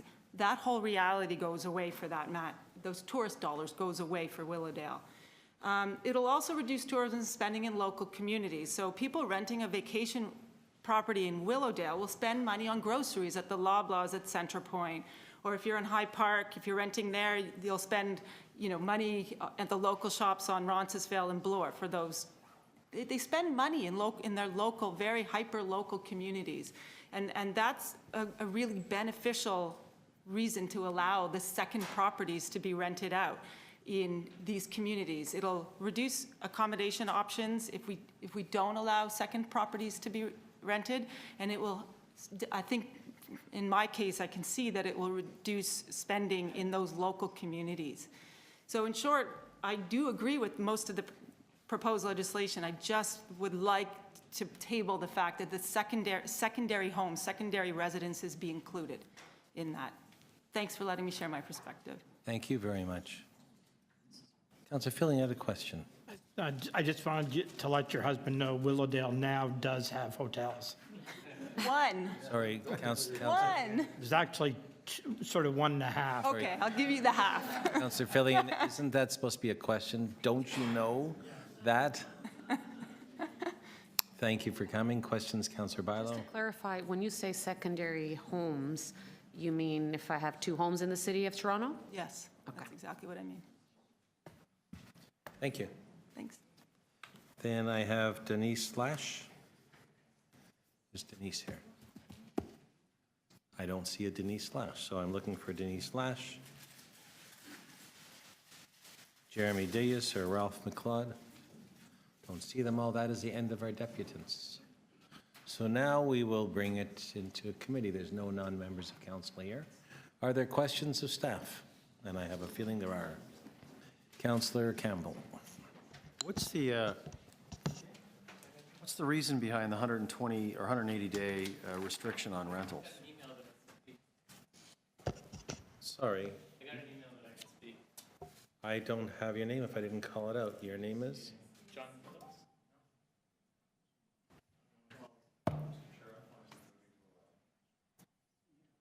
Well, Mr. Phillips, I don't have it, but you got it from our clerks? Yeah. And we're here to hear from everyone? No, you don't have to show it to me. I will believe you. Motion to allow one more deputant, moved by Councillor Perks. All those in favor? Opposed? Carried. If you've been here, you know you have 3 minutes, and then if we have questions, we'll ask them from you. So again, if you could just identify yourself would be great. Thank you. My name is John Phillips. And I would ask after, would you please be sure you give your information to the clerk? For sure. My name is John Phillips. I'm a host. I've been renting a whole house for 4 years, and I also live in a house where I have a secondary. I believe that we should be able to rent out a full house, and there should be no limit on the number of days. Outlining, and this is, I'm really nervous. Don't be nervous. We're just listening. Outlawing the use of homes that are specifically used as short-term rentals will be a substantial loss to the Toronto travel industry, business travelers, and Toronto residents needing emergency and/or temporary housing. Removing the ability of families coming to Toronto for a short period to vacation, work, or a potential transition is an extreme measure. For the last 4 years, I've rented out my home to families, people coming to Toronto to work, and Torontonians in crisis needing immediate housing. Our home gives families space to sit around the dinner table at the end of their day of exploring our city, being with the family to share their adventures and make plans for the next day's outings. We include a pack and play, high chairs, stair rail guards in our home to welcome younger families and their little ones. There was a fire last year on Bathurst Street near Queen. The family with 3 kids were homeless. The night of the fire, I got a call from the dad. The next morning, the mom was cooking breakfast for the kids and dropping them off to school. I was able to help this family in crisis. It seems odd that it's fine to rent a cottage for a family, but not a house in this particular city. Toronto gets 14.3 million overnight travelers a year. Dividing 14.3 by 365 days, you'll find that there are far more travelers than our city's hotels have room for. There are 183 hotels with close to 36,000 rooms. Doing the math, we are short 2,356 rooms. This is from Wikipedia. I've had many guests staying. They have never used Airbnb, but the hotels are all full. After their stay, I hear about many who have been believers in our service and would not go back to a hotel. With the recent news, Toronto will be closing 8 city center hotels to condos, has nothing to do with Airbnb. Hotels have not kept up with what millennials want, including being overcharged for what they do not want. The present recommendation offered here sound very much dictated from the U.S. hotels lobby, who fund Airbnb with an annual budget of $5.6 million directly spent to kill this mom and pop business. I see firsthand how guests how they love our. Okay, I'm going to get down there. I received this for a few months from a woman from Toronto who stayed with me from her mom. Excuse me, I do need you to sum up, and we are really looking for your comments on the bylaws, although you have some wonderful stories. Well, my comments was that I don't think secondary houses should be ruled out. I think it's kind of prejudiced against families who want to travel with their kids. I mean, a secondary suite, a room in a house is not going to, a bedroom is not going to accommodate a family. Okay, appreciate that. Are there questions of the deputant? Not seeing any. Thank you very much. Glad we could accommodate you. Please be sure the staff have your information. And now, we were going to go questions of staff from members of committee, but I see a member of council and a colleague of ours is here who's not a member of the committee and wants to ask a question. So please go first, Councillor Matlow. Thank you, Mr. Chair. I just have one question with regard to the definition of primary residence and also the ability to prove that one is saying that same one is, and then it turns out that it's not. And I ask this because,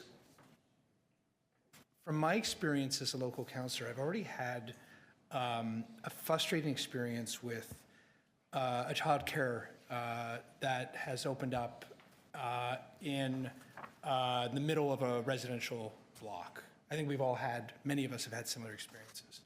And while we're all proponents of childcare, having sort of an institution like that in the middle of a residential, the character of the street, comes with it a lot of aggravation for the local residents, whether it be noise, whether it be privacy, whether it be parking and traffic issues, et cetera.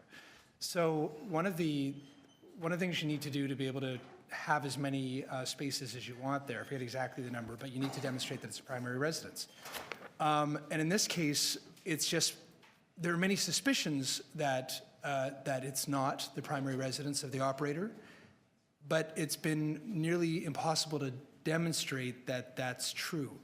Are we having, in staff's opinion, trouble right now enforcing the current rules? And then is there something else that we're going to be getting? I heard something from staff earlier about a different criteria or something here that might make us better able to do so. And I know that folks from MLS understand my concerns, so I just wonder. So through you, Mr. Chair, I'm sorry, I'm not completely up to speed on the issue related to daycare centers and the enforcement of a principal residence requirement in that respect. Okay. I think if we are involved in those types of complaints, then it would be a review of the zoning permissions. But unfortunately, I'm not prepared to speak about daycare, childcare operations. Well, okay, I mean, I use that as an example because that obviously is what I'm aware of. But I mean, we struggle with already, we struggle with enforcing a number of things, whether it be noise bylaw violations, et cetera, where people are told somebody will come in 5 days and you never know, How do we, I just don't want to, I get what my concern is that I don't want to set expectations here and then we don't have the ability to actually do what we're suggesting we do. So how have you thought about that, and how do we prove that somebody's primary residence in fact is what they say it is? Right. So through you, Mr. Chair, and we will be discussing this in more detail in the report tomorrow at Licensing and Standards, because the requirement for principal residence resides in that regulatory scheme. So what we've tried to do is strike a balance. I mean, foundationally, we're saying principal residence because we don't want to see commercialization of residential neighborhoods. I think we can all get around that. At the same time, many people, and I think probably all you've heard today, people talking about wanting to be able to comply with a regulation and will operate in that manner. So we start from that point. What we have done is said that the person who registers, we have to have a registry. They must declare that it's their principal residence. And that we have mechanisms in the proposed regulation to address those who we determine are not operating in accordance with the declaration of principal residence that they have made. And the tools in that respect relate to, could be visits, and actual investigation could be as well. We've required, the executive director of MLS can require proof, any proof as we deem necessary of principal residence in the issue where we have a belief that they are not principally residing there. So, we have put more focus on the tools to deal with the small percentage of people that may try to operate outside of compliance with the bylaw, at the same time not making it overly burdensome for the most of the people that will comply. There's never a guarantee, admittedly. It is a challenge to enforce anything, as you know. But I think we've put together a good suite of proposed regulations to help us address the various concerns and balance. Thank you. Thank you. Questions of members of the committee? Councillor Campbell and Councillor Fillion. All right, thank you, Mr. Chair. Through you to Ms. Cook, how many secondary suites are there being rented out?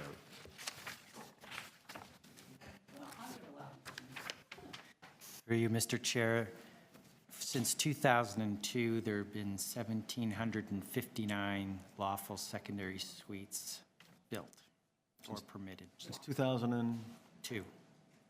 No, but but right now in 2017, on the the public listing of places to rent, how many are there?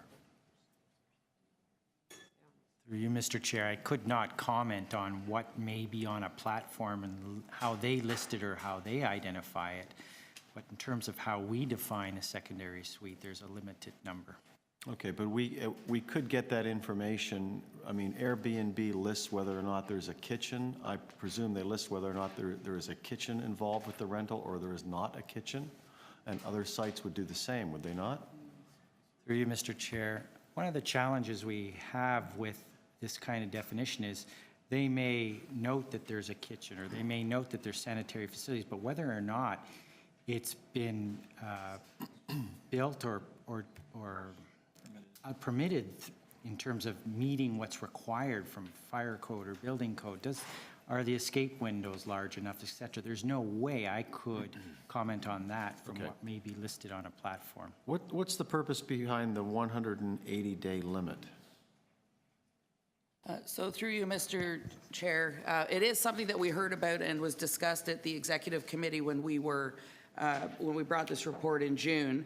So again, notionally on the foundation of principal residence, and noting that the 180-day limit would apply only to entire unit rentals, not home sharing situations, entire unit rentals only. It is not unreasonable to expect that a person's principal residence is occupied by that principal resident at least 6 months of the year. And again, going back to the purpose around principal residence is to ensure we don't have commercialization of residential. So if it's your principal residence and all you're renting out is a bedroom, there's no limit. 365. 365, okay. So how would the regulations affect, or would they affect the bed and breakfast industry? I guess generally those are principal residents of people. Yep. So through you, Mr. Chair, they would be captured in the operator registration, but they are an identified use and would continue. Okay, thank you. Thank you, Councillor Campbell. Next question is from Councillor Fillion. Yes, just to clarify further on the 180 days, just wanted to make sure I gave the correct answer to the deputant, that if you have, say, a 3-month rental, that doesn't count as part of your 180 days. The 180 days is an accumulation of rentals that are 28 days or less. Is that right? Through you, Mr. Chair, perfectly correct. Okay, thanks. On the renting out of the 3 rooms, so if you rent out 3 rooms in a house, how does that differ from having a rooming house? So through you, Mr. Chair, certainly this does not meet the definition of rooming house. And as the definitions were crafted, that was certainly, we were mindful of that. Depending upon how the property is used, they may fall into a different type of category. And I've got my colleague from planning and from fire can speak to both of those. Through you, Mr. Chair. We were very conscious of the emerging work that was happening on multi-tenant housing, essentially dealing with rooming houses.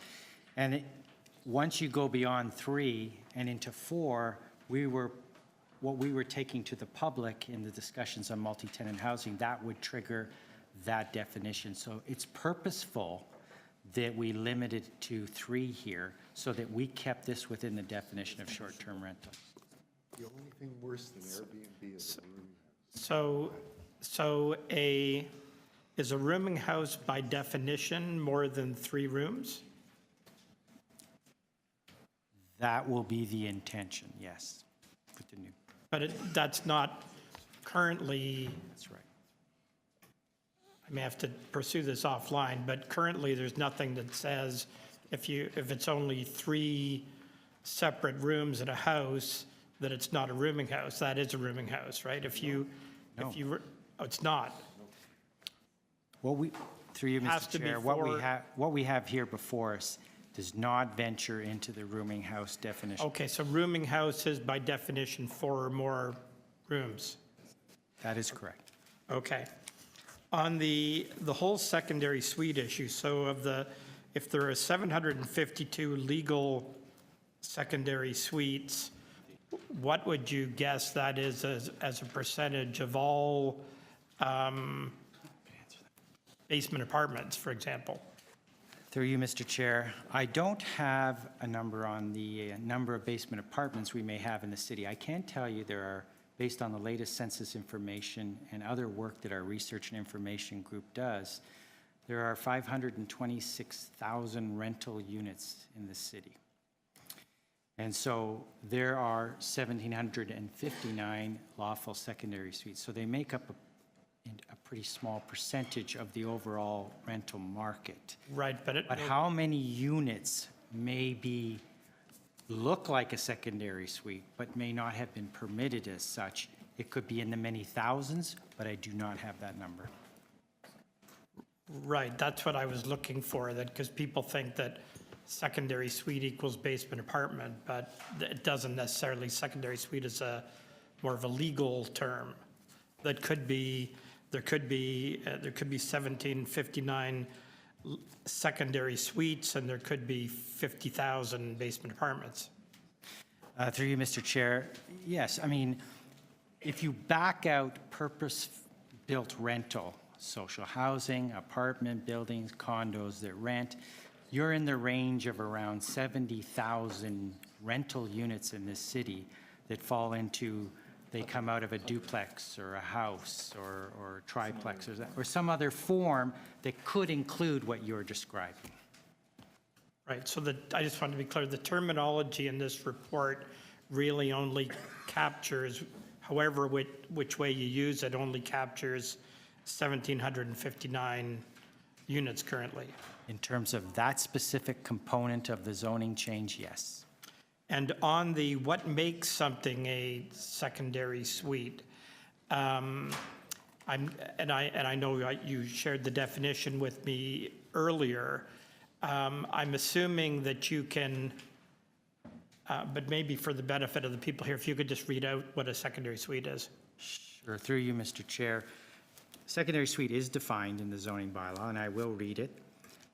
It means a self-contained living accommodation for an additional person or persons living together as a separate single housekeeping unit in which both food preparation and sanitary facilities are provided for the exclusive use of the occupants of that suite located in and subordinate to a dwelling unit.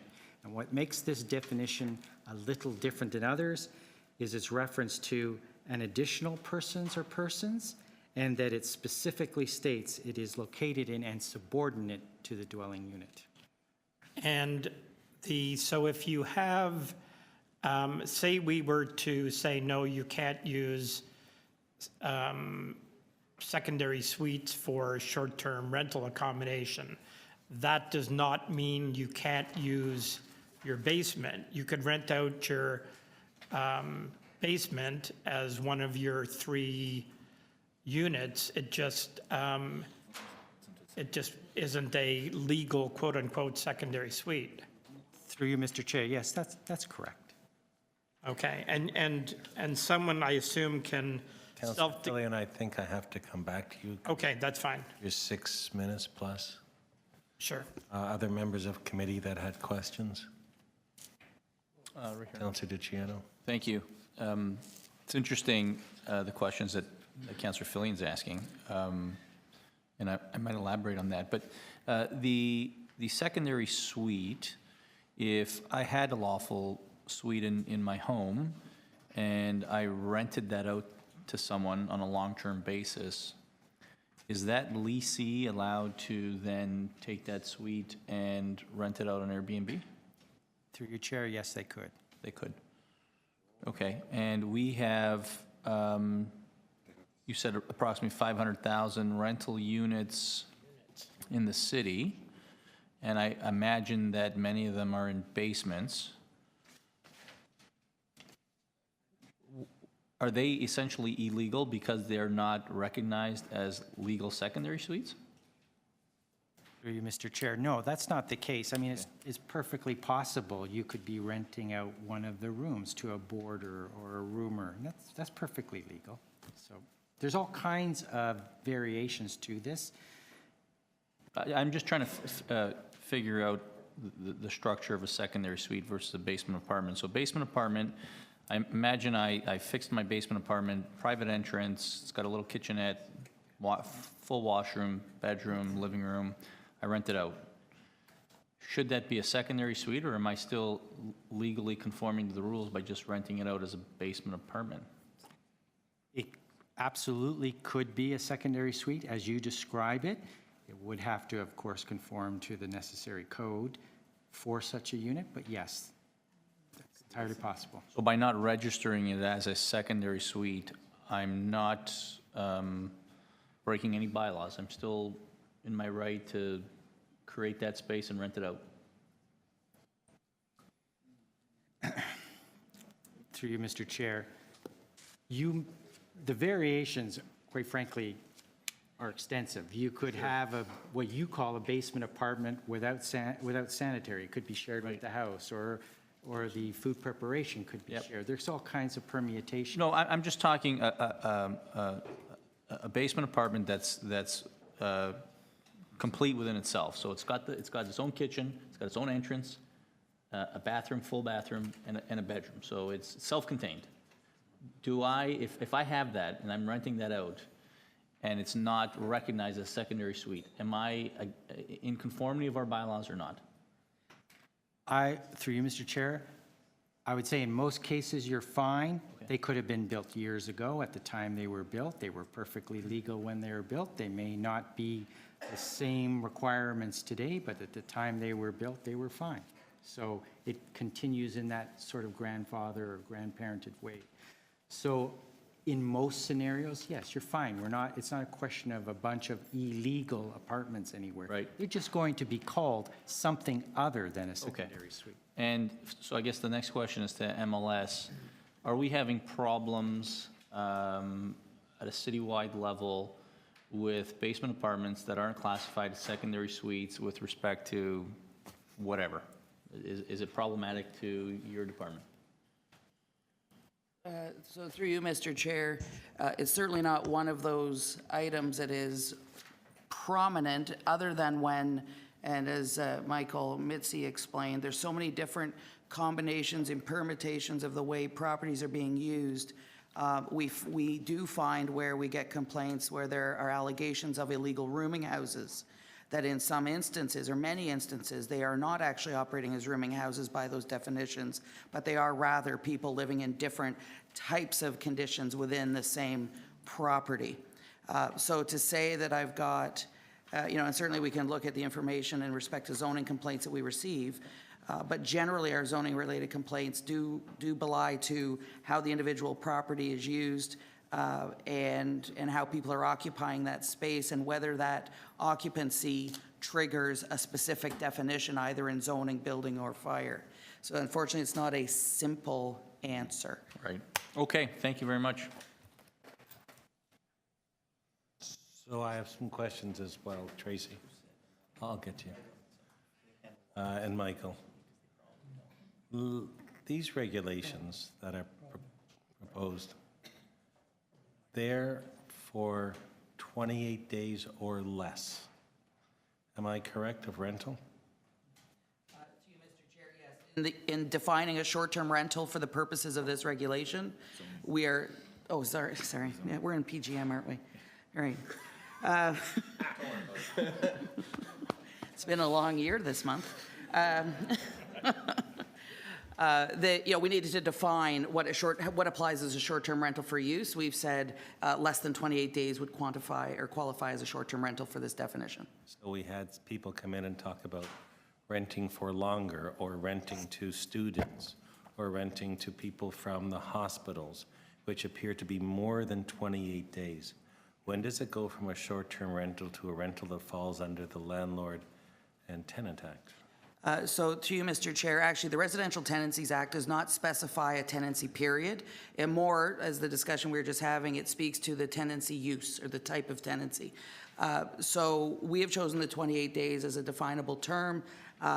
The RTA speaks to any residential unit, and then it has exclusions from the RTA.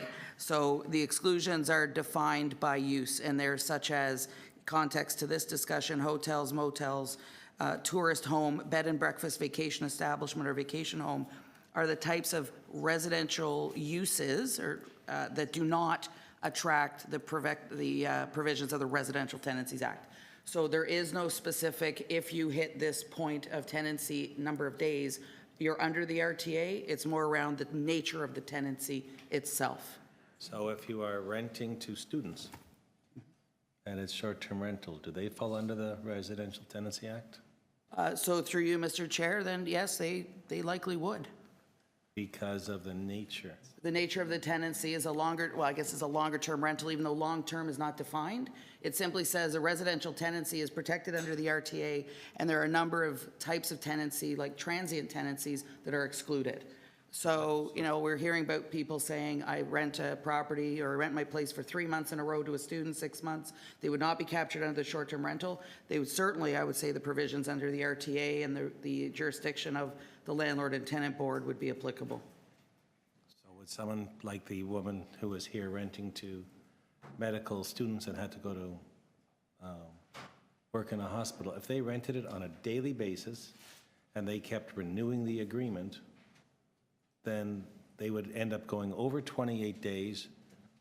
So they wouldn't necessarily fall under our regulations, but they may not fall under the Residential Tenancy Act because they were visiting students who originally came in to rent for a shorter period of time? So through you, Mr. Chair, what I would say in our discussions with the province, you know, the RTA was drafted some time ago, and this type of transient short-term rental tenancy wasn't necessarily contemplated, though I would argue in the context of hotel, motel, tourist home, bed and breakfast, these types of references being excluded, it was contemplated.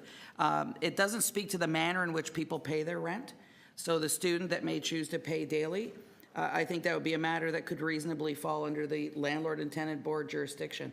And I think in some of these cases, we are going to have to wait and see how the Landlord and Tenant Board responds if some of these matters go forward.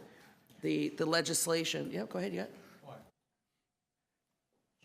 To you, Mr. Chair, I just would add that choosing less than 28 days was not accidental, it was very purposeful.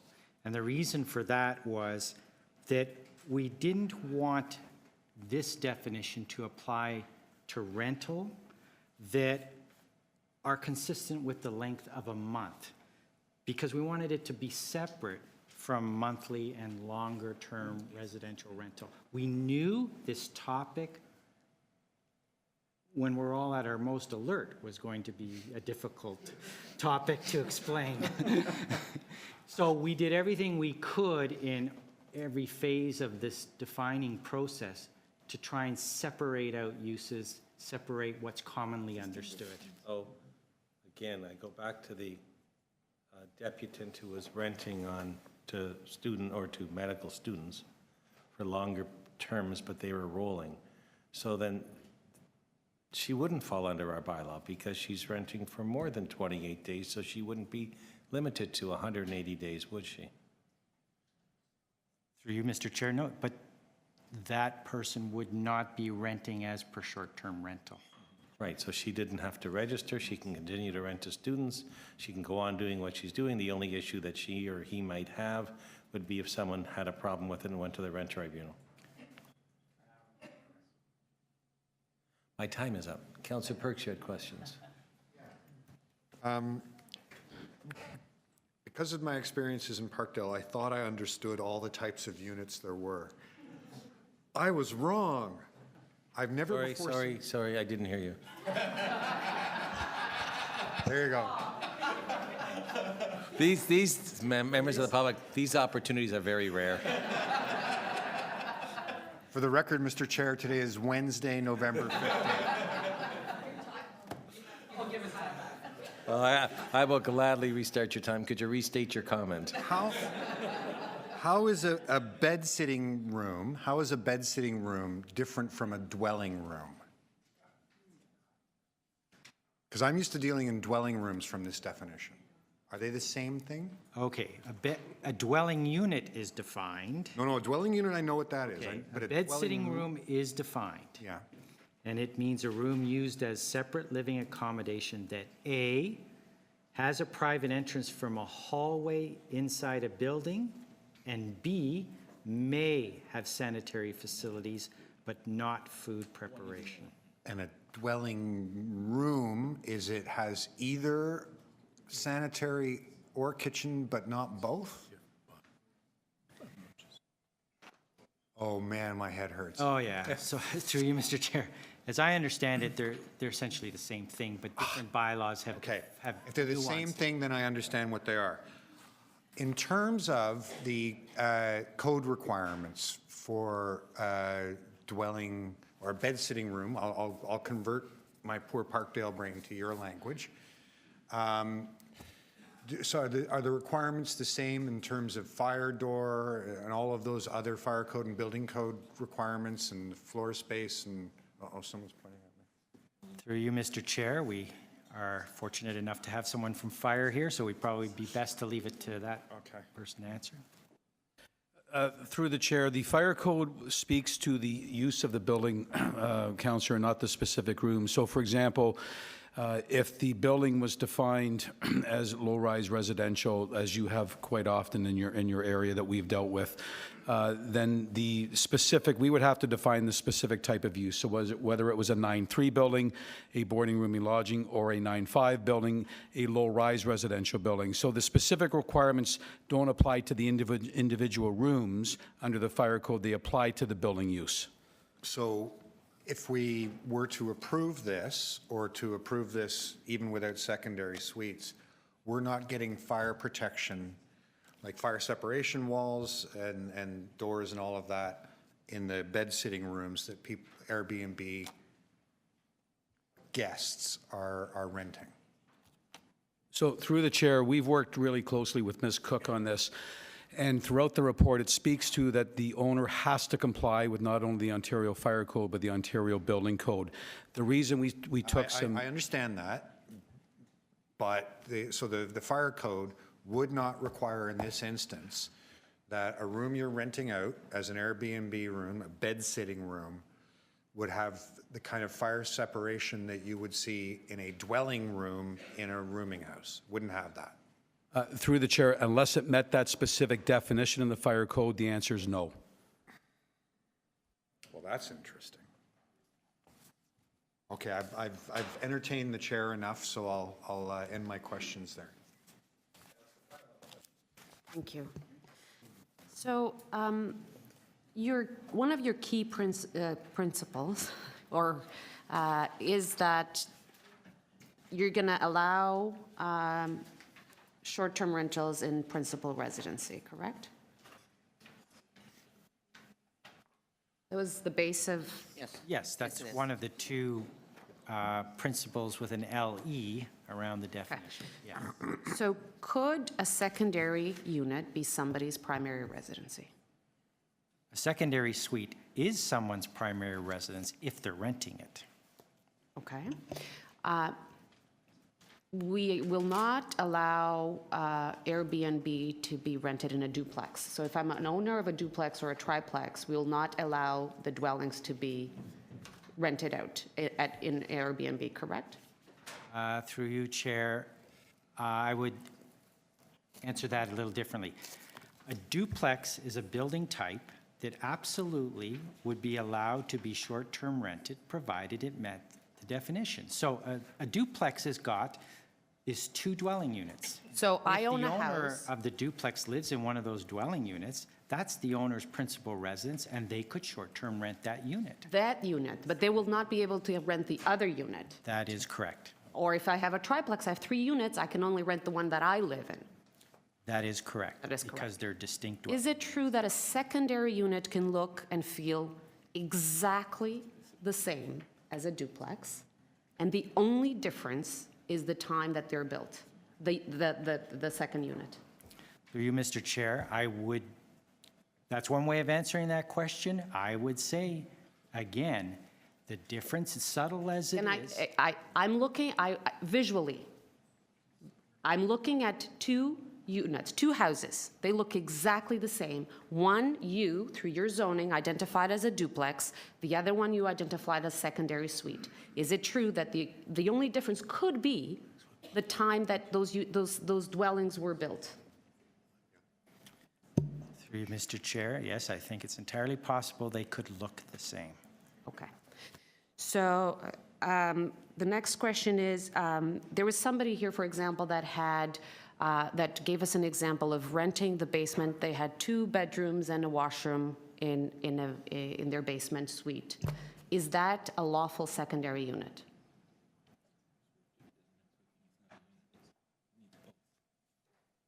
As I explained, a secondary suite is a self-contained unit that does include sanitary and cooking facilities. So this would not be considered a lawful secondary unit, correct? In the scenario you describe? I could not put it out for long-term rental. Absolutely, you could put your secondary suite out for long-term rental. Is this a lawful secondary unit? It doesn't have a kitchen. I thought you just gave me a definition of Then it's not a secondary. secondary suite. It's something That's else, what but it's okay. not a secondary suite. Okay.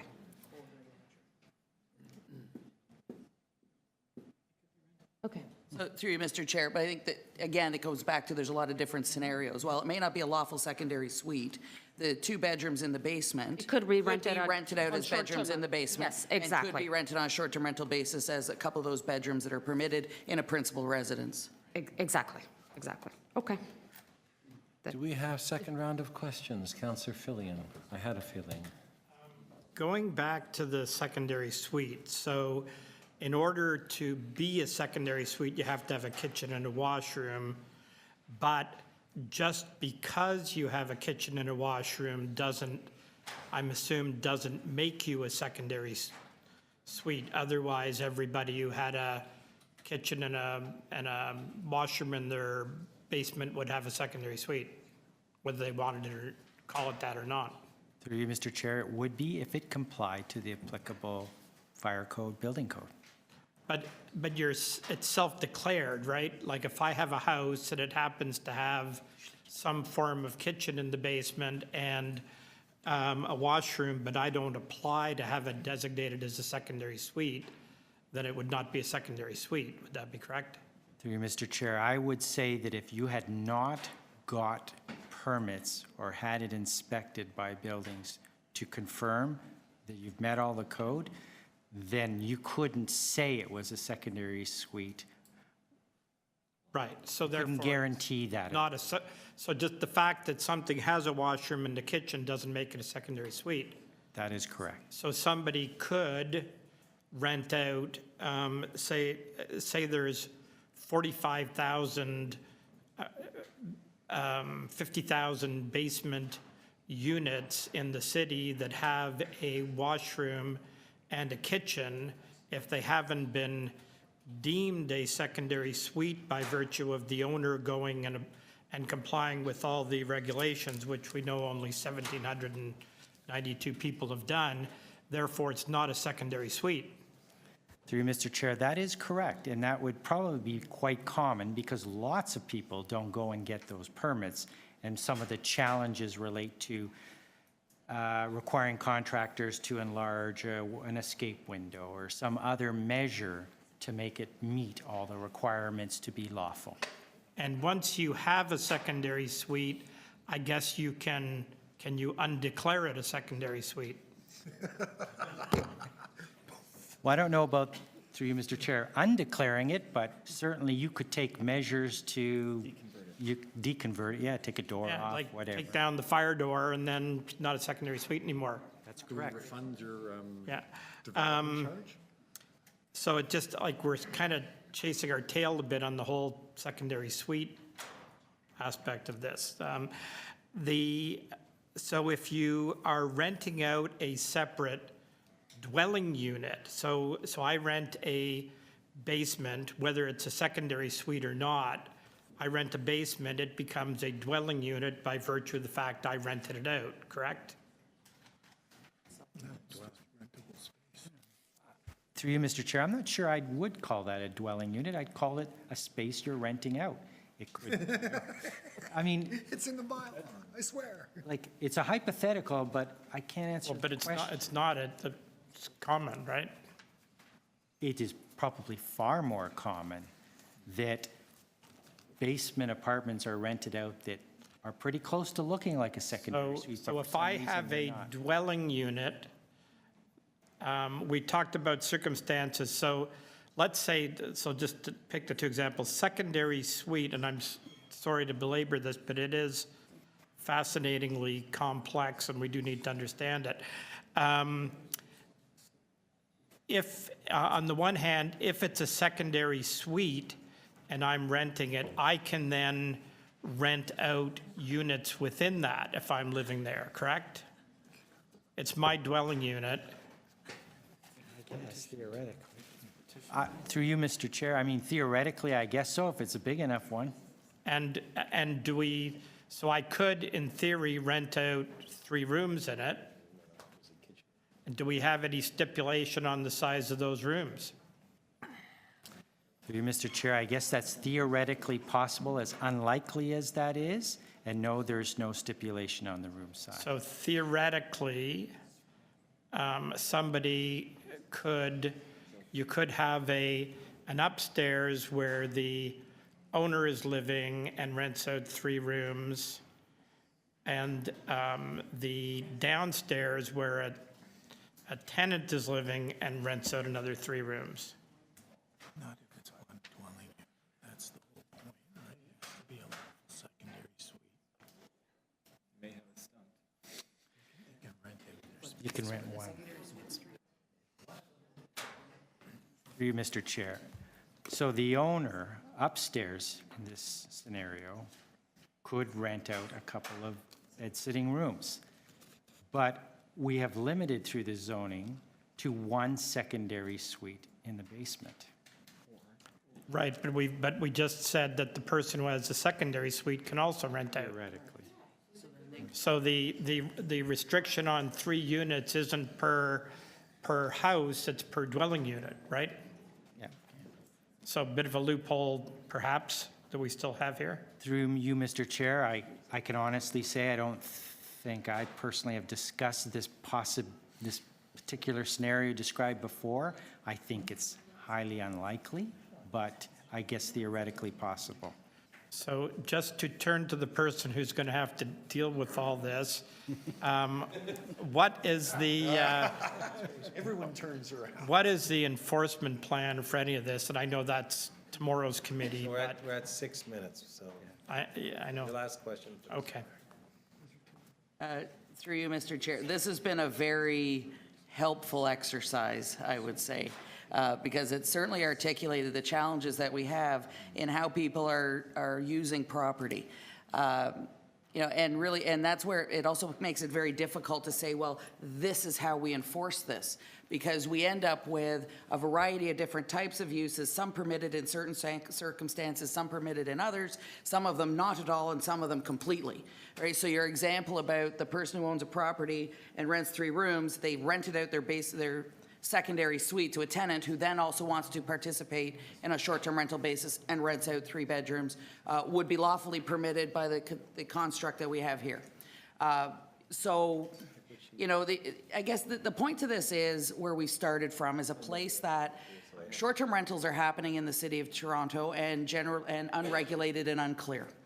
That we have taken an approach in the you know, the foundational principles about retaining the characters of our residential communities, but still allowing people to participate. So the principal residence, and yes, it gets complicated when we take that, for lack of a better term, single box that someone owns or rents and start carving it into different pieces and telling them what they can do with how much of what they have.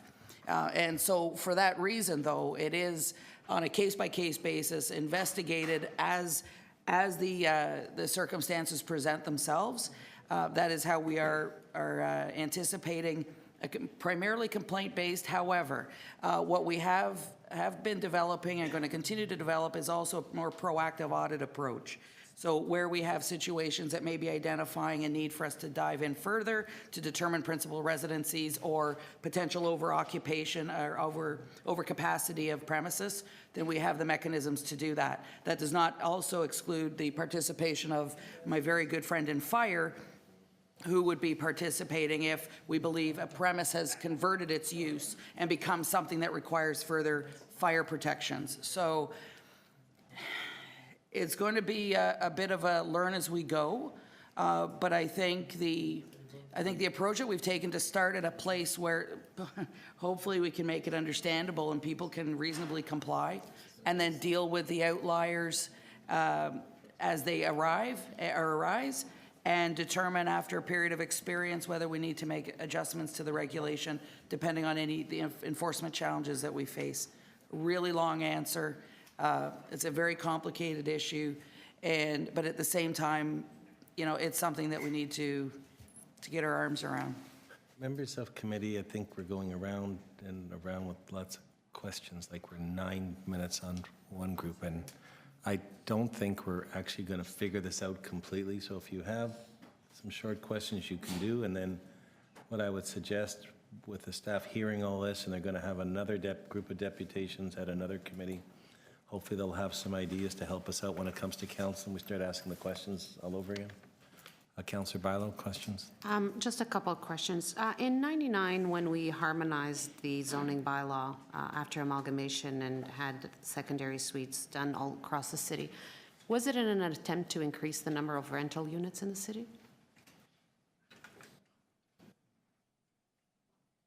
Through you, Mr. Chair, the direction to the zoning bylaw team at that time was to come up with a best practices approach to bringing in the existing zoning across the city.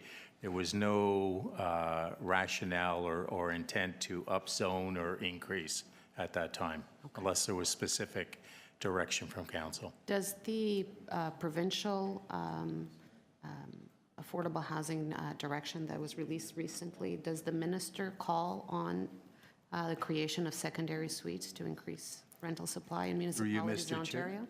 Through you, Mr. Chair, the City of Toronto had secondary suites in its bylaw far earlier than the provincial statements were in. Does it call for it? Yes, it does. Yes, it does. As a housing strategy to increase? Yes, and the city has already been doing it. Thank you, Councillor DiCiano. Thank you. So 2 quick questions. Secondary suite, if I have a licensed one or one that's recognized, can I unlist it from the classification of a licensed secondary suite?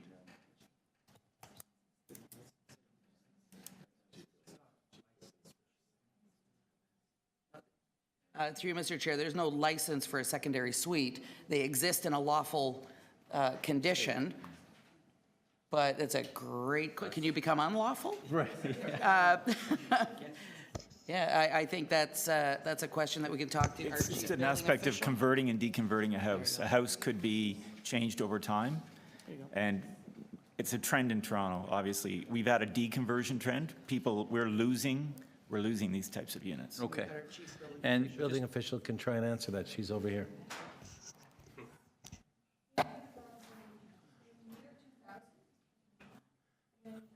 I don't know. Okay, get closer to the microphone. Okay, in 2000, when secondary suites came into the zoning bylaw, they were permitted through building permits.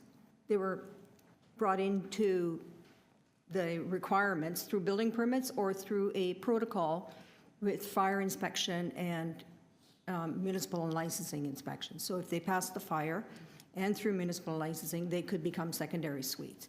I think once they meet the requirements of the Ontario Building Code and the provisions of the zoning bylaw, they can remain second suites. People can use them then for whatever they choose to once they no longer need that secondary suite. In other words, if I want my children to live in that space, then they can live in that space. But, you know, unless you apply for a permit to change it into something else, it's a secondary suite. Okay, thank you. And so one last question. Under the zoning proposal, people could rent up to 3 bedrooms, 1 secondary suite, or an entire home. So I'm unsure of why we have a cap of up to 3 bedrooms. If an entire home has 5 bedrooms, are they not allowed to rent the 5 bedrooms? Or 4 of them? Through you, Mr. Chair, that goes back to that discussion related to multi-tenant housing. You start to cross the boundary into a different category. Right. Okay, that's clear to me. Thank you.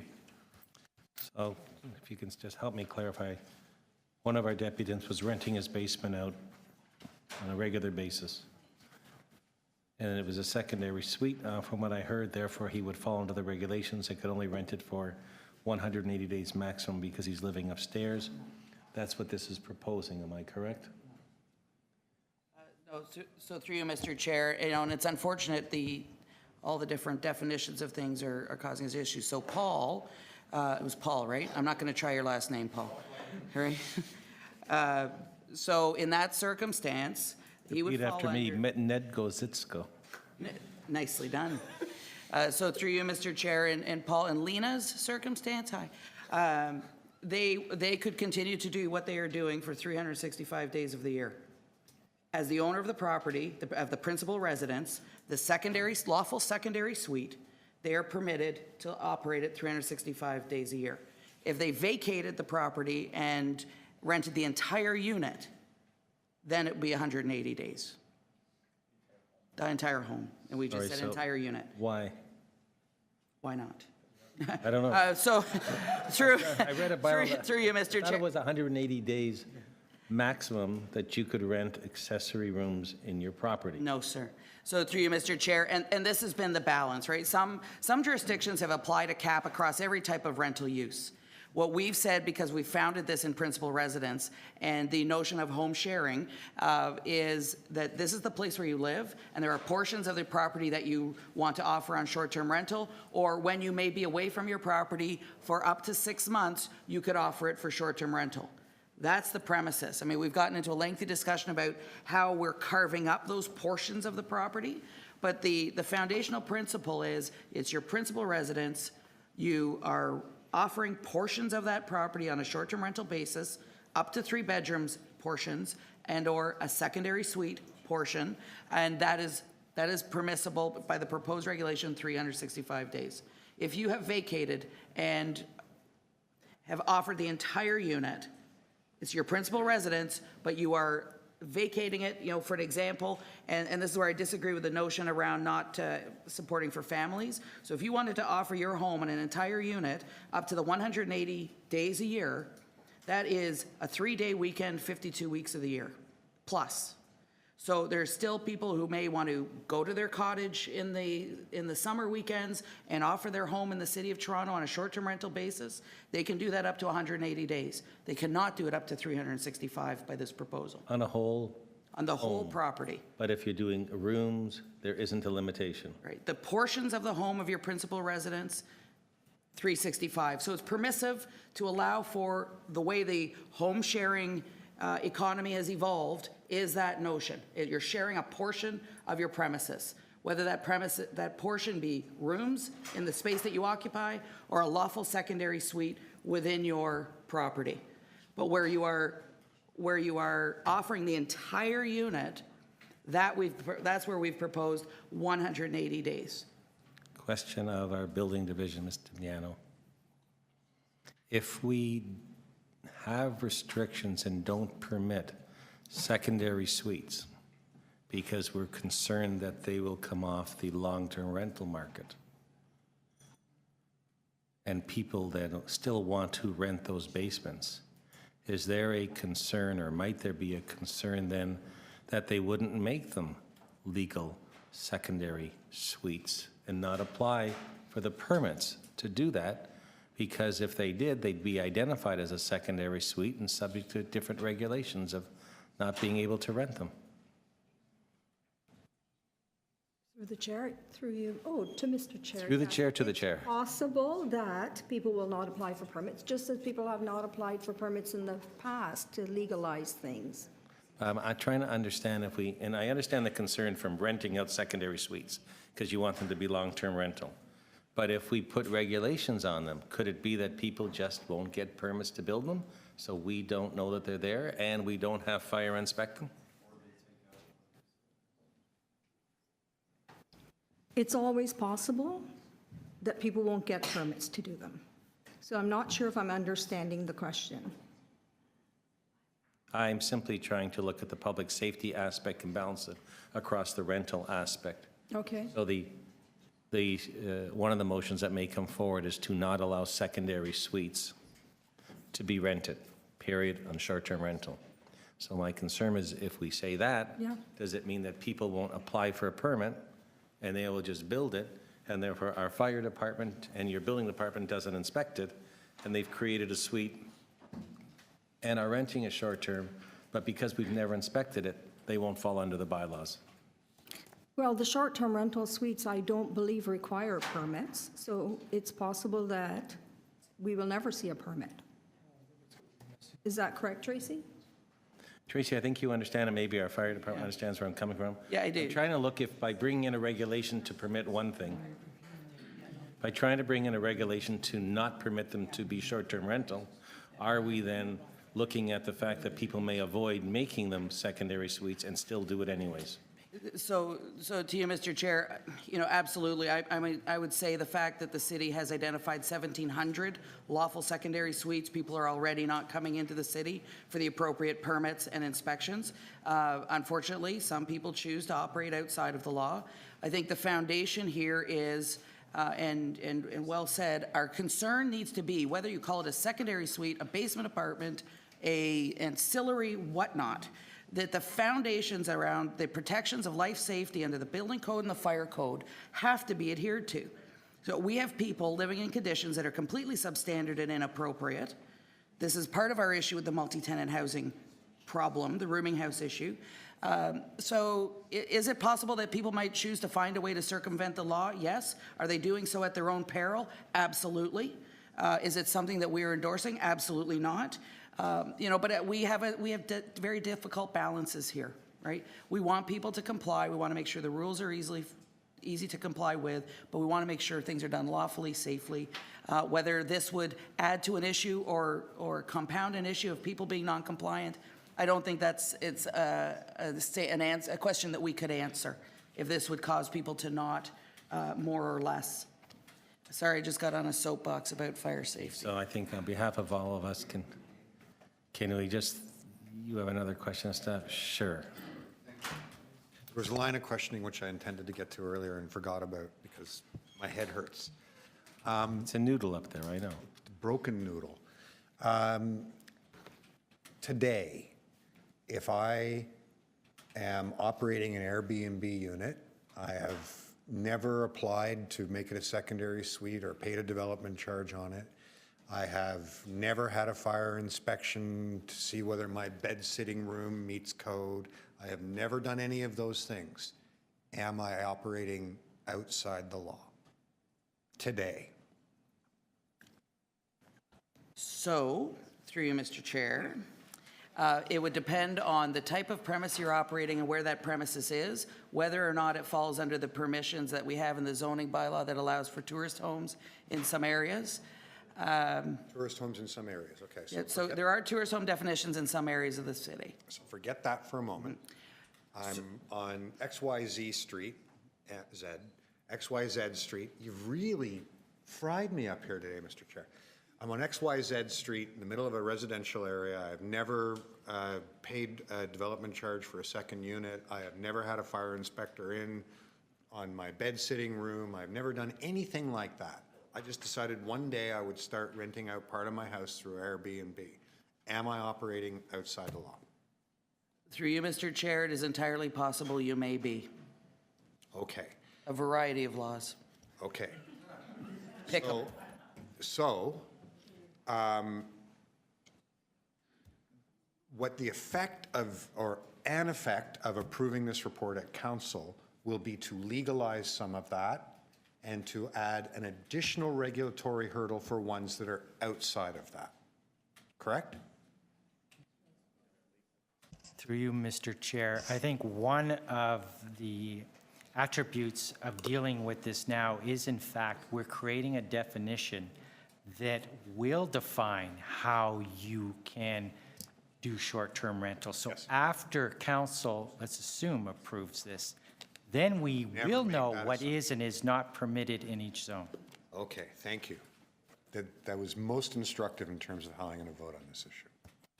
So can I thank you for giving us a report and then totally confusing us today with your answers? Yes, sir, you may. But I would in seriousness, to all the deputants and to all the members, we're going to go to speakers now. Whatever we have asked or whatever it is, I think it might be helpful to you to get ready for the same type of understanding from the rest of our colleagues at council and maybe have some of those answered in a presentation when you start off, if you can speak with the mayor about that and see if we could arrange that. Speakers, non-members of the committee, thank you. Members of the committee, Councillor Bilo. Thank you, Mr. Chair. I do have a motion that I'd like to place, and I'd like to start by thanking staff. I'd like to thank the deputants that came here today and the short-term rental companies that have been involved in this process for a long time and have been at the table and giving feedback and working with staff to find this balance. It's not easy. But I think we're very, very close. I truly believe that there is a space in our city for short-term rentals. I do believe that if done right It can help residents. It can help the tourism industry. It's a good experience, I believe, to the host. From what I hear people saying, people feel proud. I believe they're great hosts to host people in here. But I think that we have to stay true to what Tracy called the foundational principle of this legislation, and that is that it needs to be maintained in somebody's primary residence. We need to ensure that whatever could be somebody's primary residence is maintained as that. We have an extremely unhealthy vacancy rate in this city. If you are a renter trying to find an apartment to live in the city, it is a real bad experience. It's frustrating, is desperate. People are really having a tough time, and obviously it has an impact on rents. If you're a homeowner, the same thing, and that's why it has to balance that support that you might get from having some of the short-term rental opportunities through the bedrooms, through being away, through your lifestyle. You should be given that opportunity. But if there's a dwelling unit or a secondary unit that could be somebody's home, one of your neighbor's home, we need to make sure that it continues to be that way. So the thousands of people that live in secondary units in this city, that they are allowed to be that. We're working very hard here at the city, for example, to bring even other sources of units. We're working on laneway housing, so people are able to create laneway suites. Why? Because we know that we don't have enough rental in the city. The province, in their affordable housing plan, they talk about secondary suites as a housing policy, as a way of creating housing. We know that the family sizes are decreasing in our city. So there is space in the houses that we have, as we have them. There are space that could be available, that is out there, that is built, that needs to be made available for people's housing, and we are creating incentives for that. The province is creating incentives for people to create secondary suites to put on the long-term rental market. We consider this as part of the long-term rental market. So I hope that I can get this support from my colleagues here. Like I said, I do support. I think that is time that we legislate this. We are behind a lot of cities. Vancouver just did it yesterday. They didn't allow secondary suites. Again, they have pretty much the same issue as we do, a very unhealthy, low vacancy rate. And so I think we need to adopt the report. We need to create the regulation. We need to give certainty to the hosts, to the industry, to also the renters that are in some of these suites are thinking, what's going to happen? Am I going to get a notice because my landlord is going to think that they probably can make more money in the short-term rental? And so we need to give certainty to Torontonians. I think we need to move forward with regulations, and I think there's a little bit of fine-tuning. This is what I am proposing, and I hope to get your support to get this through. Were there other speakers? Councillor Perks. So I'll be supporting Councillor Bailau's motion, although I'm then going to be voting against the whole report. Now that it has been clarified for me that there are legal tools available for closing down these operators, whether we develop this report or not, that would be my preferred way to go. Listening to the way that Airbnb overplayed their hand today was all I needed to have my view that this is not a healthy contribution to the Toronto economy or society or housing crisis or anything like that. I mean, listening to the way they talked about it. Before Airbnb, nobody could afford to travel to the city of Toronto. Nobody could visit their family. Nobody could afford to own a home. Local business was all teetering on the brink of collapse. But magically, because of the great addition Airbnb has made recently, the Toronto economy and all of our citizens and relatives are now saved. I don't buy a word of it. People did travel. They did visit their families. They did buy homes. Local business did thrive and survive. None of these outcomes have anything to do with Airbnb. And further, the way that they persist and insist on misdescribing what it is they do fundamentally. They are not about sharing. They have nothing to do with sharing. They are a for-profit business about renting land, temporarily or long-term or whatever. The rental of land has been with us forever. There is nothing new or exciting in this. The only thing that's different about this and where things would have been, for example, in Parkdale, where people built all kinds of illegal units all through the 60s and 70s, the only thing different between them and what happened in those days is in those days the ad was placed in a newspaper, now it's placed on your smartphone. There's no revolution here, there's nothing disruptive, it's just another private company trying to profit off a hole in the way that we regulate our housing market without following the law. They're scofflaws. Just like the way Car2Go are telling customers to park illegally on our streets, and Uber came and operated illegally. These guys are not innovators, they are just pirates. And I'm sick and tired of having to give up on important pieces of public policy that benefit Torontonians because somebody wrote a book about the sharing economy. It's just insufficient.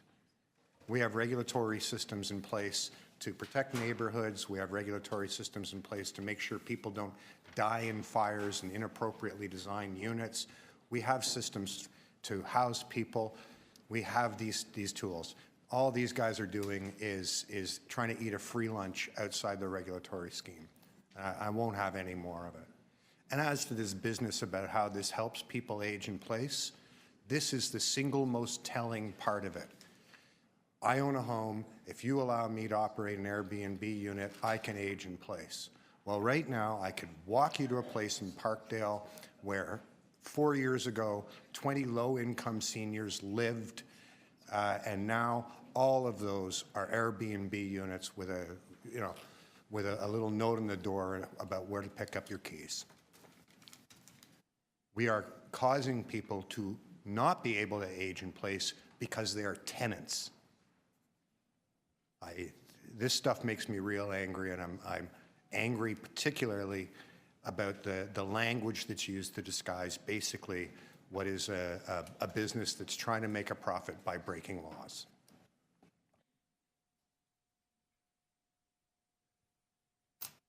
Councillor Fillion.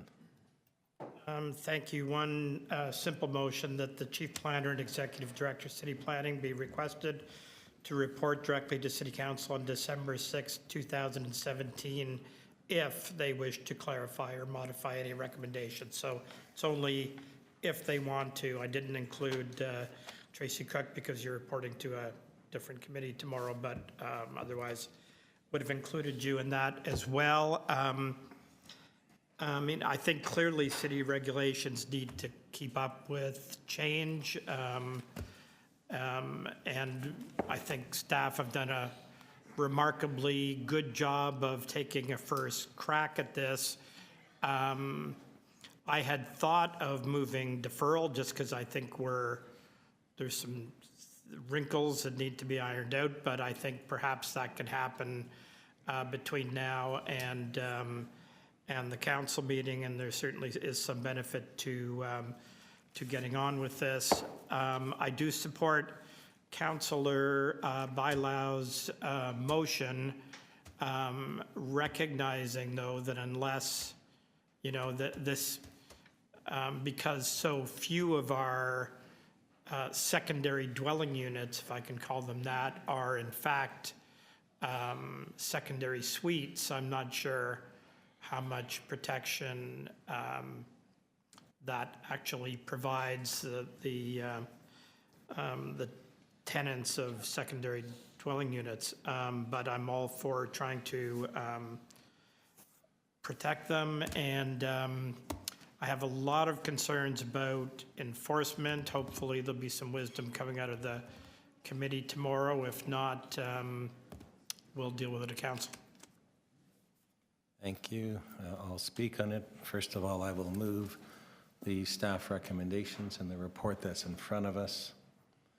I think today's discussion was one that showed that the internet and the new economy is really changing the way that life goes on across the city and around the world, because a newspaper ad was something someone could see before in Toronto if they wanted to rent a house, but now an online ad is someone can see it any part in the world as long as they have internet access, and that is the world that we're living in. I think we have to move on and get into that world, adopt the recommendations, see where we go with them, ask our staff to continue to monitor them, come back to us with changes as every reiteration may happen of the way people are dealing with things, but at least acknowledge the fact that we are not going to be able to stop the internet and the rental of homes or rooms or secondary suites that way.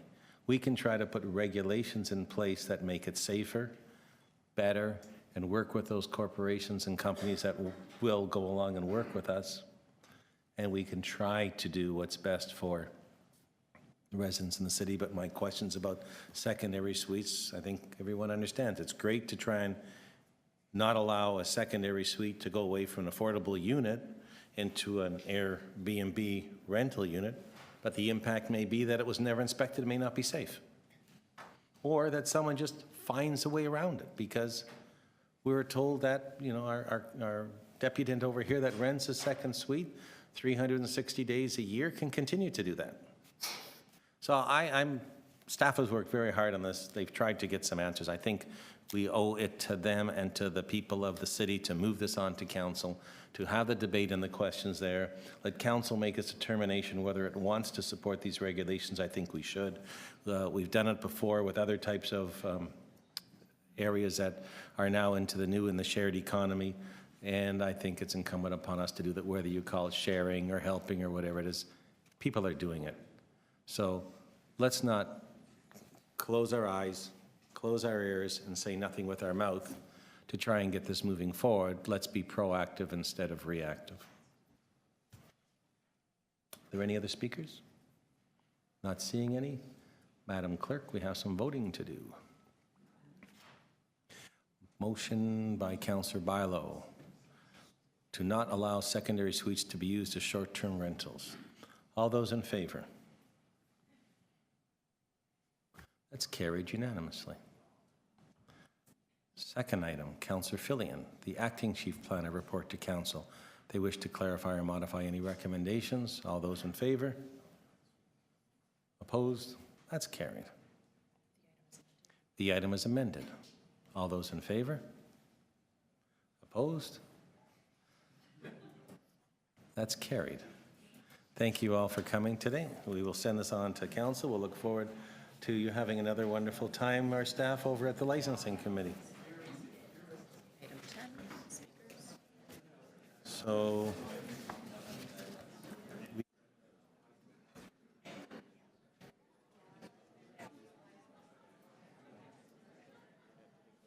members of the committee members, hello. Can you please take your discussions outside, councillors? Before you go, we had Councillor Perks. Councillor Perks? Someone in Sorry. We have Midtown in Focus, which our colleague is here, and there's deputants. We have the townhouse and low-rise apartment guidelines. There's no speakers. It's a timed item. I'd like to move, yes.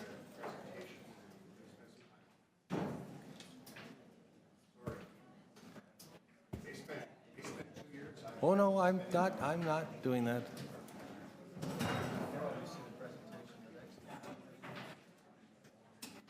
My colleague would like to have questions asked. You can't move a motion on it before then. He doesn't want a deferral motion on it until he has had his chance. Okay. Stay in those seats. So let us go forward with Midtown in Focus. Zoning, they keep the, I don't know how they do it. You're all that were, excuse me, everyone that was dealing with the last item is finished. The rest of us are staying here to deal with 2 more items. So if you could do us the courtesy and have the discussions outside, it would be very much appreciated. We are now on to Midtown in Focus. Are we looking for a staff presentation on it? Then we have some deputations. Let's go with the deputants first. We have Blaine Little. Is Blaine here still? Okay, after that, Chris Spoke, Erica Palata, Andy Gort, and then Kelly Oxenberg. Blaine, please come forward.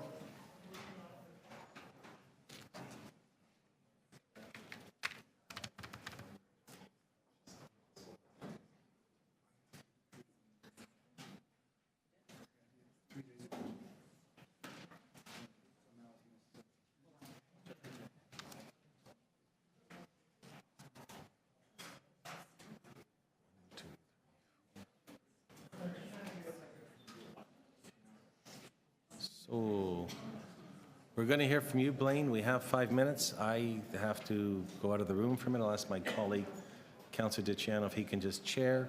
Councillor Barlow is here, so we still have quorum. I saw Councillor Fillion here a moment ago. Where did Councillor Fillion go? That was quick. Can you see if you can find Councillor Fillion so I could leave the room for a minute? I'll let you chair and I'll see what happens.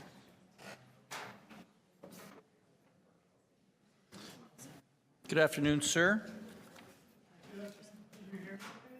Yep, you're just going to speak into the microphone if possible, just so that the recording can pick up your voice. And you've got 5 minutes, starting now.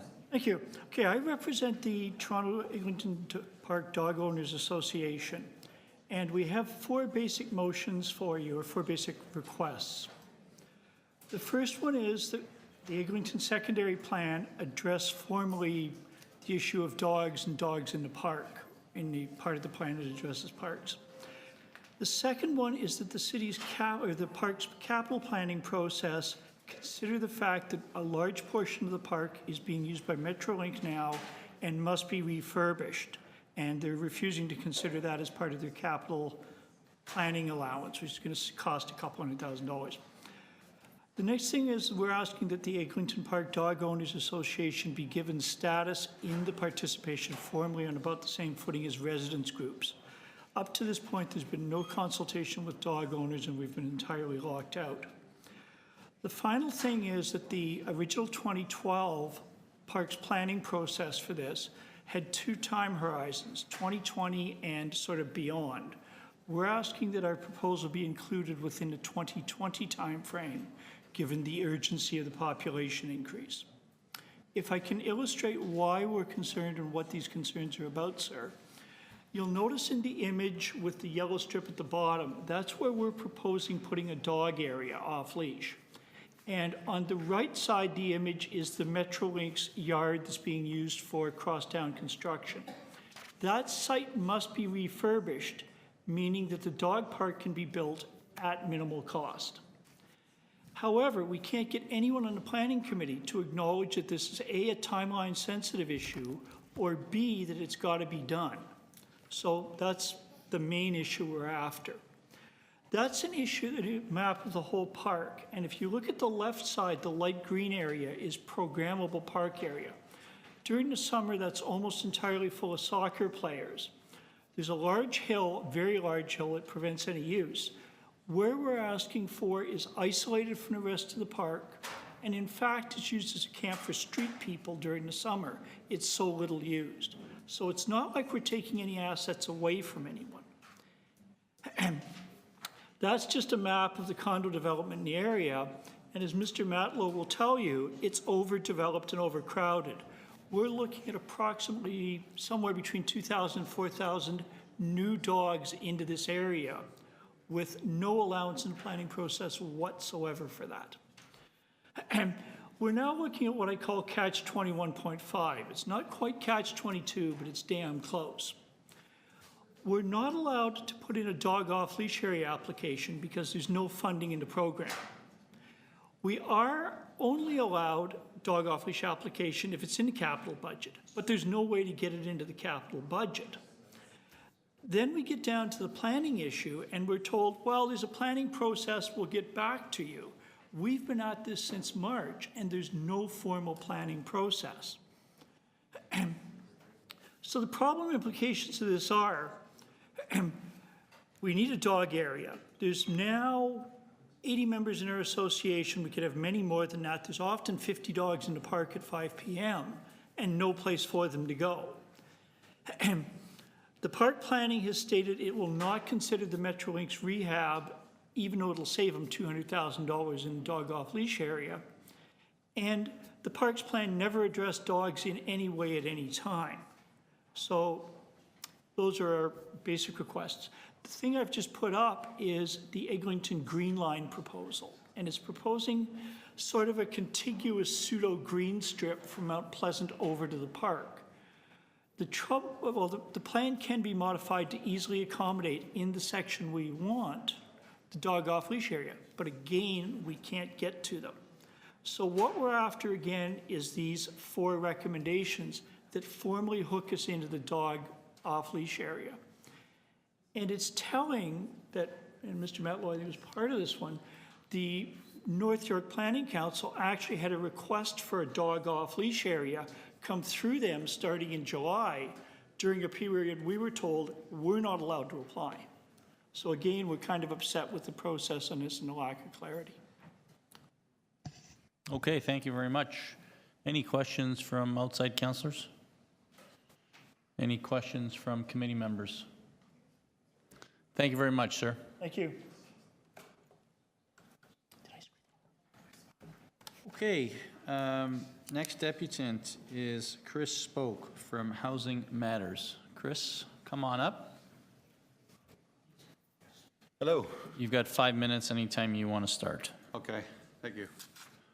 Hi, my name is Chris Spoke. I'm a founding member of Housing Matters. We are a group of Torontonians that advocate for increased housing supply as a response to the affordability crisis that has been pricing over these past few years young people and the middle-class families out of the city. At Housing Matters, we understand that there are essentially 3 ways to ensure housing affordability in the long run. These are to increase supply, decrease demand, or set price controls. Of these 3, we believe that the only sustainable and equitable solution to rising housing prices is to increase supply. We take very seriously the common sense notion that if we want more people to be able to live in Toronto, we need to build more housing for people in Toronto. As many of you know, it's very difficult to build new housing in Toronto in a meaningful way relative to our population growth or new household formation. This is why we have a very low rental vacancy rate of just 1.3% and maybe lower still.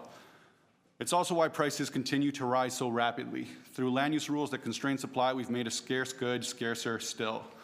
After having reviewed the Midtown in Focus proposed secondary plan update being considered today, it strikes us as a group that many of the policies listed will exacerbate the supply crunch and affordability crisis, and that in one of our city's primary centers that the province has specifically targeted for growth. The document opens with a nod to complete communities, stating that Midtown will continue to be an inclusive and livable community that supports the daily needs of people of all ages, incomes, and abilities. As new condo prices approach $1,000 per square foot, we're skeptical that that will play out, and we urge Council to consider whether the extremely prescriptive approach taken in this document will place upward or downward pressure on those prices. To highlight one notable example in the document, it does state that no tall buildings will be permitted on sites and/or areas not specifically identified as having tall building development potential or infill development potential. Of the sites identified on the height map included in the document, the overwhelming majority of these already have active development applications, and this for what is supposed to be a 25-year plan. One site in particular, just to highlight how egregious a lot of this is, at the southwest corner of Yonge and Roselawn has an active application for a 23 and 27-story tower development, which meets many of the tall building guideline criteria. The latest Midtown in Focus map, however, shows this as being a one-tower site with a 14-story height limit, effectively eliminating hundreds of new housing units within a 7-minute walk of the subway line and what will be a new LRT line at Eglinton. As the average price of a single-family detached home in the area currently exceeds $1.5 million, with policies like this, we're protecting the well-established in Midtown and denying opportunity to those trying to live a car-free lifestyle and attain home ownership. There are 2 other examples that I'd like to highlight as being poorly thought out in terms of their impact on affordability. First, the requirement that larger residential developments provide Section 37 density incentives acts to shift the burden of funding community benefits from the broader tax base to new home buyers. This regressive cash grab should be opposed by anybody who cares about fairness or affordability. Second, the quotas set for 2- and 3-bedroom units that do not account for market feedback loops and which act to override industry demand forecasts. This sort of top-down planning can only ever lead to malinvestment and the killing of projects that would be rendered uneconomic at the margin. Taken as a whole, the proposed Yonge Eglinton secondary plan update is a very alarming document indeed, one that signals further reluctance by the city to meaningfully address Toronto's housing shortage and affordability crisis. If we do not seriously reconsider the approach taken in this document, we will continue to see young people and middle-class families moving out to our suburbs and exurbs, while Toronto gradually becomes a playground for the rich and lucky. There are many other global cities that have gone down this road to their detriment and at the cost of diversity and dynamism. Let's please not follow them. Thank you. Thank you, Mr. Spoke. Are there any questions from outside councillors? Any questions from committee members? Thank you for your deputation. Thank you. Next speaker is Erica Polata, who is a senior planner with the Toronto District School Board. Is Erica here? No? Maybe we'll come back. Next speaker then is Andy Gort, president of the South Eglinton Ratepayers and Residents Association. Andy, welcome. And you have 5 minutes whenever you'd like to begin. Okay. Thank you, Mr. Chair and council members for being able to speak here today. The South Eglinton Ratepayers and Residents Association has been in business for 50+ years in our area, and we represent a fairly broad range of residents, including our condo owners as well as low-rise residential folks. Our area is entirely inside the Yonge Eglinton secondary plan area, and we comprise the largest amount of land inside that area. It's been the primary focus for our Residents Association over the last couple of years, because as you've heard previously, we feel that our area from a planning point of view is out of control, as Councillor and Chair David Shiner stated last year at a similar meeting for the Midtown in Focus, and we believe that this plan will actually get the city back in control over the destiny of the Yonge and Eglinton area, and therefore we feel this is essentially to safeguard our neighborhood for the future. We are in support of the intent and the general direction of the proposal report, and even since it is a draft, there still will be opportunities to provide further input and refinement to the plan, but we feel that probably 95% of the plan is there, and that we definitely support this plan. We would like to point out that as was questioned last year, there's been a tremendous amount of consultation done by city planning for this plan. Very many working group sessions, pop-ups. I think it's been very well consulted, and we have always felt very welcome in terms of providing input. So we're very pleased of the consultation and the quality of basically the planning personnel has been very professional and very knowledgeable. We also are very appreciative that 3 councillors have basically collaborated, because the Yonge Eglinton area straddles 3 wards. So Josh Matlow, Jay Robinson, and Kristen Carmichael Grab. We very much appreciate for those 3 to collaborate on this. But I would like to talk a little bit about what we like about this plan, because it is very different from the Yonge Eglinton secondary plan that we have today. It was kind of, I think, set up as pre-Minto Towers, the first very, very tall towers in our area. And it's always been very scant in terms of specifics, what is required from the development industry.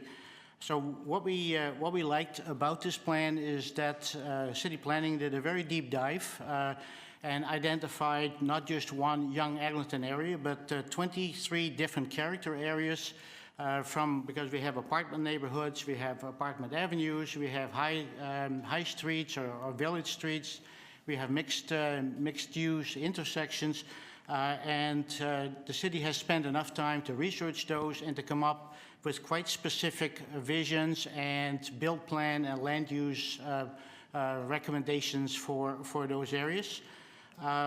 There's been a very comprehensive study in terms of including not just land use designation, build form regulations, but focus on heritage, a lot of focus on public realm, parks and open spaces, housing forum, larger units to accommodate families, and start and not finish yet, but on community service and facilities, and still to be completed infrastructure and transportation.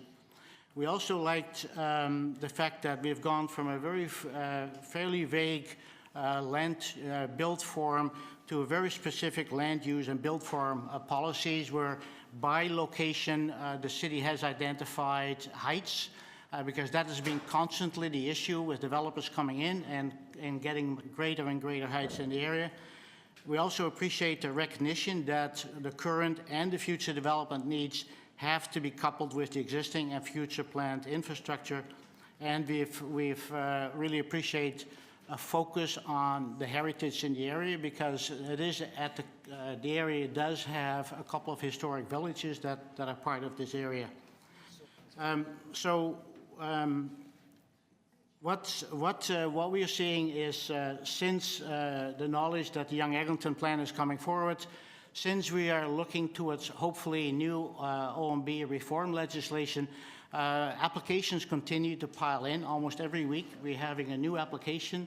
I think we're up to almost 25 major projects post-Minto, with only 3 having been completed. And we need to get some speed on getting this Young and Eglinton secondary plan completed. We would actually recommend that the target moved up to the first quarter of 2018, 2018, just in case we do have delays and that we speed things up as opposed to slow down. And we have additional consultations shortly. Thank you, sir, very much. You're a little bit over your time. Are there any questions from outside councillors? Are there any questions from committee members? Sir, thank you very much for your presentation. We'll now move on to our next speaker, and we're looking for Kelly Oaksenberg. Good afternoon, Kelly. Thanks for coming today. Thank you for having me. I believe I'm the last deputant, so hopefully you saved the best for last. I hate to break it to you, but we've got one more after you. But sure, second best. So 5 minutes when you feel like beginning. Thank you. And I'd like to, just in advance, say, excuse any coughing. It's hard to kick a post-nasal drip. So today I'll be speaking more generally to how the proposed secondary plan update relates to the southeast corner of Young Eglinton. I'm here today on behalf of Gencel Properties, Inc., who's the owner of the property at 2245 Yonge Street. That's just one property removed from the southeast corner of Yonge and Eglinton. The property is occupied by a bit of a hodgepodge of a building. There's a Tim Hortons at grade, a hair salon on the second story, and a one-bedroom residential unit at the rear of the building. So this property is smack in the middle of extensive development activity at this corner. My client has been actively engaged in the planning processes generally related to this part of the Midtown, and more specifically to this quadrant of Young Eglinton, including the approval of a 58-story tower at 2221 Yonge Street and the recently approved 65-story tower at 1 Eglinton Avenue East. My client has persistently spoken to the need for comprehensive and coordinated development for this corner of the city, and has tried to get the city involved in considering the future of this corner. My client has taken the position that city building exercises rooted in coordinated development are critical for junctions like Young Eglinton, and in the absence of coordinated development, you can get leftover and underutilized orphan sites. Yes, that's definitely not good for landowners, but it's not good for the city either. The risk of leaving behind orphan sites to be developed on their own is very apparent in this instance. Because with the recent approval of 1 Eglinton Avenue, my client's property will essentially be sandwiched between a 58-story tower and a 65-story tower. We have made these concerns about this corner known to the city on multiple occasions. The local councillor is aware of our concerns, and our office has made deputations at the last Toronto East York Community Council meeting regarding 1 Eglinton Avenue.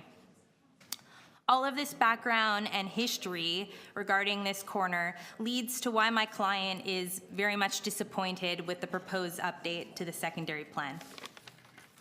My office submitted a letter providing specific commentary on the draft policies, and I'd be happy to go through them, but for time purposes, I thought that I would just keep my focus more general this afternoon. My client is disappointed because it has been trying to raise the issue about coordinated development of this block with the city repeatedly. The proposed built form policies generally support coordinated development. They speak to unifying and comprehensive design, to the consideration of development potential of neighboring sites, to complete streets and communities, and to improve connectivity and access between neighboring sites. We are disappointed that these words and terms are being drafted into policy, but then not implemented by the city in its review of planning applications. We must ask, why are these concepts being ignored in the context of the planning for this corner of Yonge Eglinton? The recent approval of 1 Eglinton Avenue East is contrary to the general intent of the proposed secondary plan update. Despite these policies, staff's position towards the future of my client's property and the long-term vision of this corner has been one of indifference. After reviewing the report, we are at a loss at how the city is expecting to finish the planning for this block when a 2-story building is essentially being left behind. So my 2 requests for you today are 2 very reasonable asks. The report includes a recommendation that staff undertake consultation with local property owners. So in light of this direction, we are specifically requesting today that city planning staff meet with our client to discuss the future of their site so that we can understand staff's vision for the long-term development of this corner. We are also requesting that city planning staff be directed to report back to planning and growth regarding opportunities for the development of the Gencelt property. Given the irreconcilability of recent approvals and the proposed policies, my client is looking for answers and guidance on how the directions in this report and its draft policies are intended to be implemented at this corner and on this property. Thank you. Thank you very much. Are there any questions for the deputant from outside councillors? Committee members? Seeing none, thank you very much. Thanks for coming.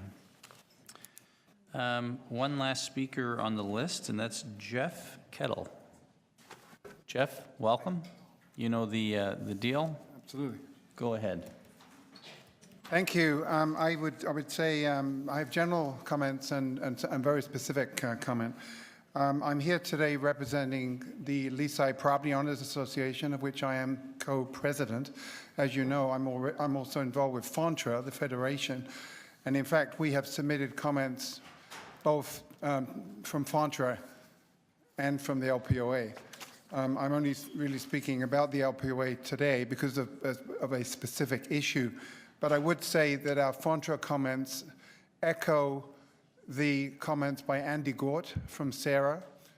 Everything he said is reinforced by FONTRA. We met last night, and all the residents in the resident associations are supportive of Midtown in Focus, and think that staff have done a great job, Paul Farish and his team, and congratulate staff for this. It's a much improved direction than we've ever seen before in Toronto with planning. We believe that, and there's going to be fine-tuning needed, and there's going to be public consultation starting in, I guess, in January. So we'll probably see some fine-tuning, but. Being here today is to note a couple of things. One is that up to now, the LPOA hasn't been involved in this exercise because We sit on the east side of Bayview, and the plan always stopped at the center line of Bayview Avenue. Well, the town of Leaside, that was the boundary line for the old town of Leaside. So staff recognized that when you plan main streets, when you plan great streets, you plan for both sides. So you can't stop at the midline of the street. And so we're supportive of going over to the east side of Bayview, and they have proposed somewhat similar policies on the for Bayview as at Mount Pleasant, taking into account the heritage and the batch listings that occurred a month ago, approved by council, and the values and strong values in both those areas. However, we do have a concern about a particular piece of Bayview, the piece from Parkhurst up to the old McDonald's. It's now the construction site for the light rail transit crosstown station for the Leaside station. The proposals report recommends that that parcel, that segment, be redesignated from neighborhoods to mixed use. This is inconsistent with the advice provided by the Bayview Avenue segment study undertaken by Bousfields in connection with the development on the west side, further down at 1674. In addition, this area includes the Bayview quads, which are quadruplexes, which are units with buildings, beautiful units with 4 units in them, built in the 1930s by the builder Henry Howard Talbot, who was also the mayor, instrumental in Leaside, and his work has been protected elsewhere by the OMB in Leaside. And it's also on a sloping, on quite a sloped area, so things like retail don't work. So finally, we feel that the inclusion of the east side of Bayview in Midtown focus brings into sharp focus the need to deal with the need to designate this row of 10 quadruplexes. The Leaside property owners submitted nominations, if you can believe it, 6 years ago for these properties, and Metrolinx has identified the one that it owns as heritage. That's 1 out of the 10, the one at the north end, has already been identified by Metrolinx. So why isn't the city moving to conduct the heritage assessment and make a decision on this? Until the city makes a decision on the importance of these 10 quadruplexes, the Midtown in Focus proposal to permit mid-rise development on this strip would appear to be premature and conflict with the provincial heritage property status on the northern quadruplex. In the meantime, the LPOA is fighting a development proposal that would demolish and replace one of these quads in the middle with 2 semi-detached dwellings. That means the number of units goes down from 4 to 2. I'll be finished in just a sec. The complete opposite of intensification of the whole policy of mid-rise and of the growth plan, plus the loss of reasonable priced rental accommodation. So unfortunately, the LPOA is fighting this battle alone. The city has withdrawn from the TLAB case. Thank you. Thank you very much for your deputation. Any questions from outside councilors? Any from committee members? Okay, thank you very much for your deputation. We'll just go back quickly to see if Erica Pallotta is in the room, and she is not. So, any speakers to the item? Outside councilors? Councilor Matlow, Councilor Robinson. Fair enough, yes, please, questions of staff. Yes, thank you for your work on this and keeping us abreast of how this is unfolding. You know, Councillor Matlow and I and Carmichael Greb have all struggled with the level of intensification, unprecedented levels at Yonge and Eglinton. How will this, which is shaping up to be a final report in the spring, how will this address some of the major challenges we're struggling with in the Eglinton area? So through the chair, I guess there are a number of ways in which we're addressing that, and I think the point made by some of the deputants was that what is presented as the proposed plan, moving towards the final plan in the spring, is intentionally very comprehensive. So our intent for addressing some of the infrastructure gaps we've identified through our assessments is that we can achieve that both through policy as well as strategies dedicated to parks, dedicated to transportation, dedicated to water, as well as to community services and facilities. Okay, thank you. Councillor Matlow, questions? No. No questions?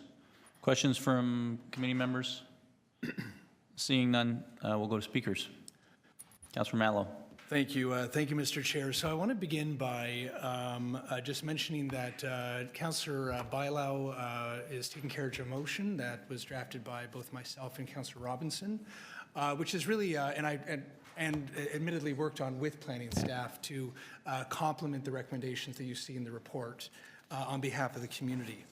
And the reason we are moving this motion is because we'd like to see, along with, especially in light of the reforms of the OMB through Bill 139 that are going through the legislature now, both Councillor Robinson and I are very interested to know what tools are either in the toolbox or perhaps being discussed to be added to the toolbox that would further ensure that necessary infrastructure and social services will always be the focus of our planning, and in fact be even more ensured as growth continues in the area.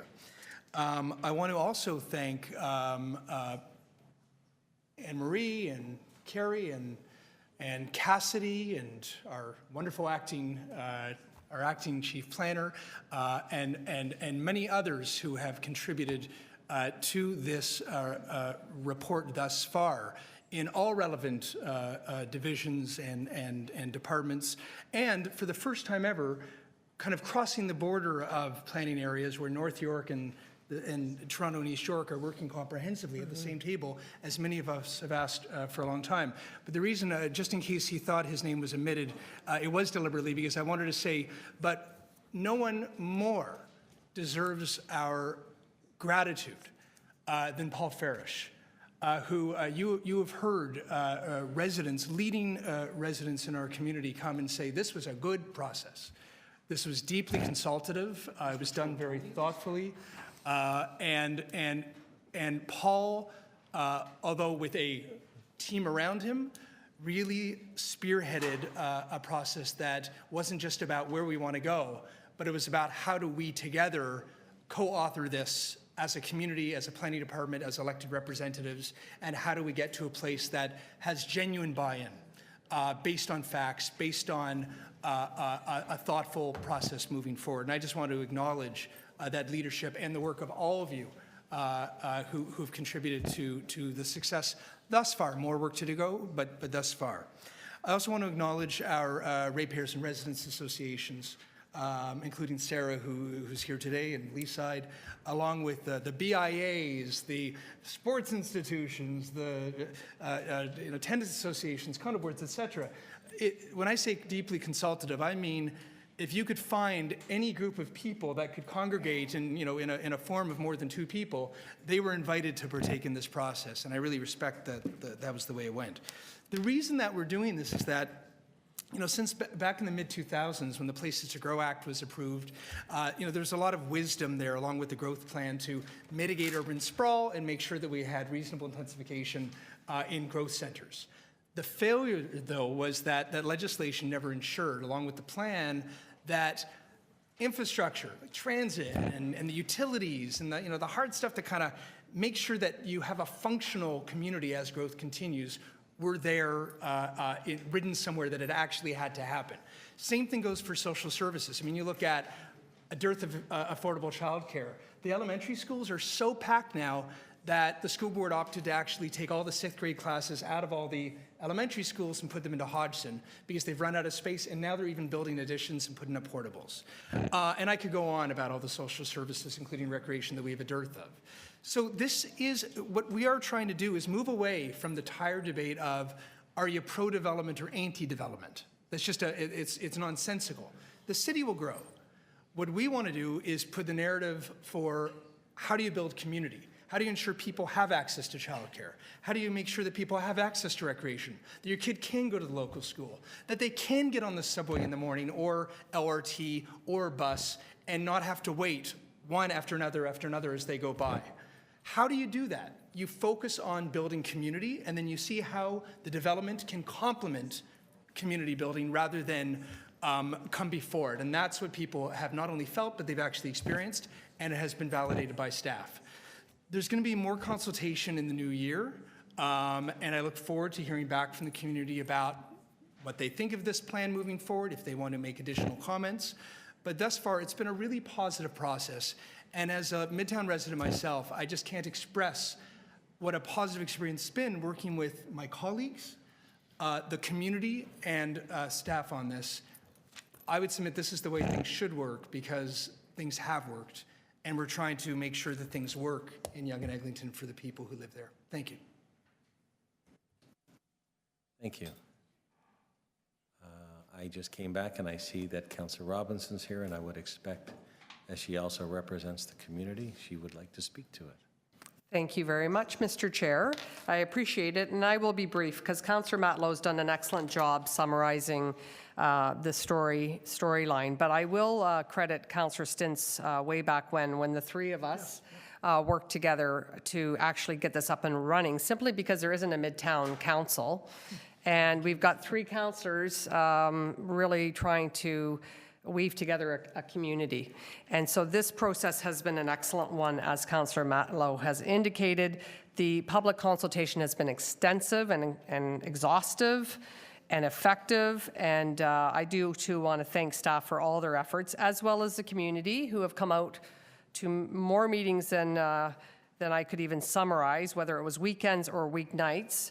And I would have to tell you, from all the public meetings that we attend, the number one thing we hear about is the infrastructure gaps. And again, Councillor Matlow's done a good job in summarizing those, so I won't go over them again. But there isn't a meeting or a day that goes by that we don't get an email about these issues. And people often email and say, you know, I just walked home along Redpath and I'm covered in dust. So that's the ongoing challenges of the day-to-day life at Yonge and Eglinton right now. But the issue is people are focused on the future and the immediate future and those infrastructure gaps. And that is the number one concern in this area of our city, so without a doubt. So again, thank you to all those involved. Thank you to Councillor Matlow and Councillor Carmichael Greb. And I look forward to this coming to fruition and seeing a final report. Thank you. So we're going to bring it into committee. I don't mind taking carriage of the councillor's motion, but Mr. Lintern, the motion that my colleague asked for us to move on his behalf, you were mentioning a request for the timing with a slight change to me? Yes, through you, Mr. Chair. The intention is to come back with the final report in the second quarter. So just from a efficiency point of view, I'd recommend that this be timed with the second quarter, because we'll be coming back on this issue in the whole package. That's fine. So, with respect. That's fine. So if you're going to take carriage, that's fine, but on the second quarter instead of the first. Then Councillor Barlow, do you want to place the motion? Yes, on behalf of my colleagues, I'm happy to place the motion and ask for the report to be delivered in the second quarter. Okay. Are there any committee speakers on this item?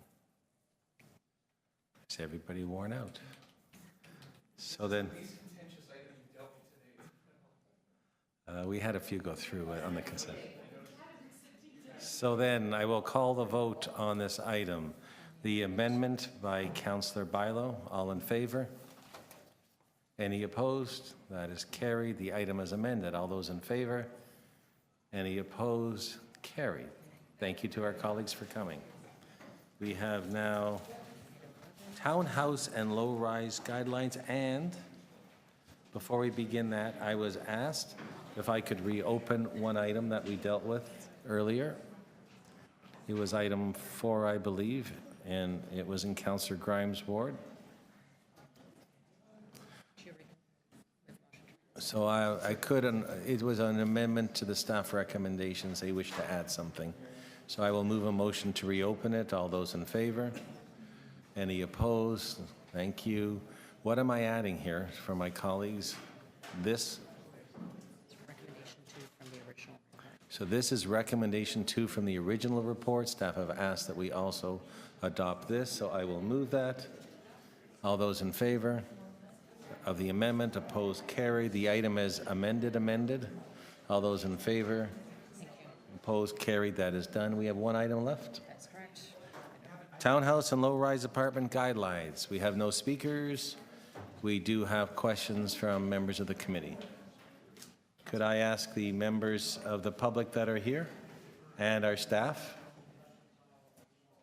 and my colleagues, if they could have their discussions outside, would be great. Questions of staff, Councillor Perks. So to start with, maybe I can get a little bit of a visual aid. So when these guidelines were being developed, we looked at some townhouses that have been constructed that didn't work so well, some that worked better, and there were visuals in the reports. Do you have a sort of a worst case, best case kind of visual you can put up for us? What we're trying to achieve here?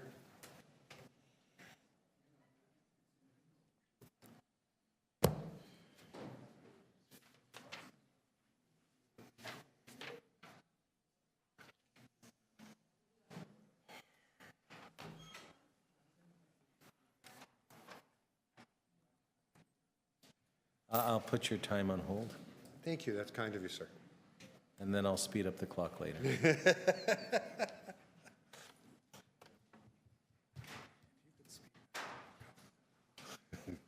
Staff have asked if I really know a way to speed up the clock to let them know what the secret is. I wouldn't say which staff, I just say I see a certain smiling face. it's a reserved smile. They're just happy it's the last item.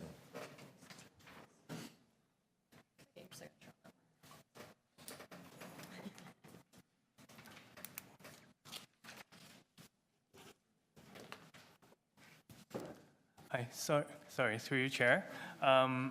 These are some examples of buildings that have been built around the area. And on the left, you have some examples that through our observations and site visits to the 4 districts, we see some examples where you have buildings that are really close to the property line, buildings that doesn't have a lot of landscaping around the entrance areas. And then on the right, you have examples where you have better designs, where there are attention to detail and landscaping. And this is a type of thing that we want to see in our guidelines, which in our guidelines, we try to create areas where you can actually improve the landscaping and the design of these entrances so that you can actually create a better public realm and make sure that these buildings are not creating unattractive areas and context as very sensitive in some cases. Okay, Mr. Chair, you can restart my time anytime you want. Additionally, as I understand it, these guidelines take some steps to move things like garbage storage and air conditioning units out that are sometimes put in front of townhouse units to better locations for the public realm. Is that correct as well? Through you, Chair, that's correct. Okay, so there's some big public realm gains here. To Mr. Lintern, so I received a presentation based on this, I want to say about 8 months ago. My date might be wrong. I think that's about right. Has anything changed in those 8 months? This is pretty much exactly what was presented to the members of the committee 8 months ago in briefings, right? Through the chair, I'll answer that on behalf of Mr. Lintern. Substantively, no, nothing has changed. There's been some minor additions and deletions and some clarifications. The biggest change has been in regards to interpretation and how the guidelines get used. But the substantive content has not changed since you saw them. Right. And the report, as I read it, says that there will be a 2-year review, yeah? Correct. And these being guidelines, I remember when the first iteration of the mid-rise guidelines came in, once they, contact the real world, we tweak, we give, a break to somebody in a particular context. They're living documents in very many ways. Is that fair? Correct, yes. They're Okay. guidelines. Now, I understand that Build has concerns with these, and were they consulted in the development of them? Sorry, through the chair, yes. There were a number of consultations with various stakeholders, members of the public, architects, as well as Build. So they would have seen the substantially unchanged version of this many, many months ago. Correct. Like maybe close to a year, I think, actually. Eh?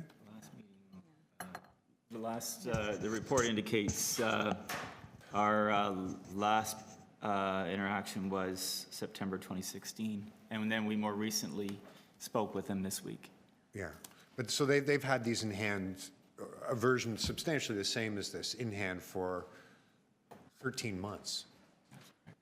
I believe that's correct. There may have been one consultation in between, but substantively, yes. Okay. Those are my questions, Mr. Chair.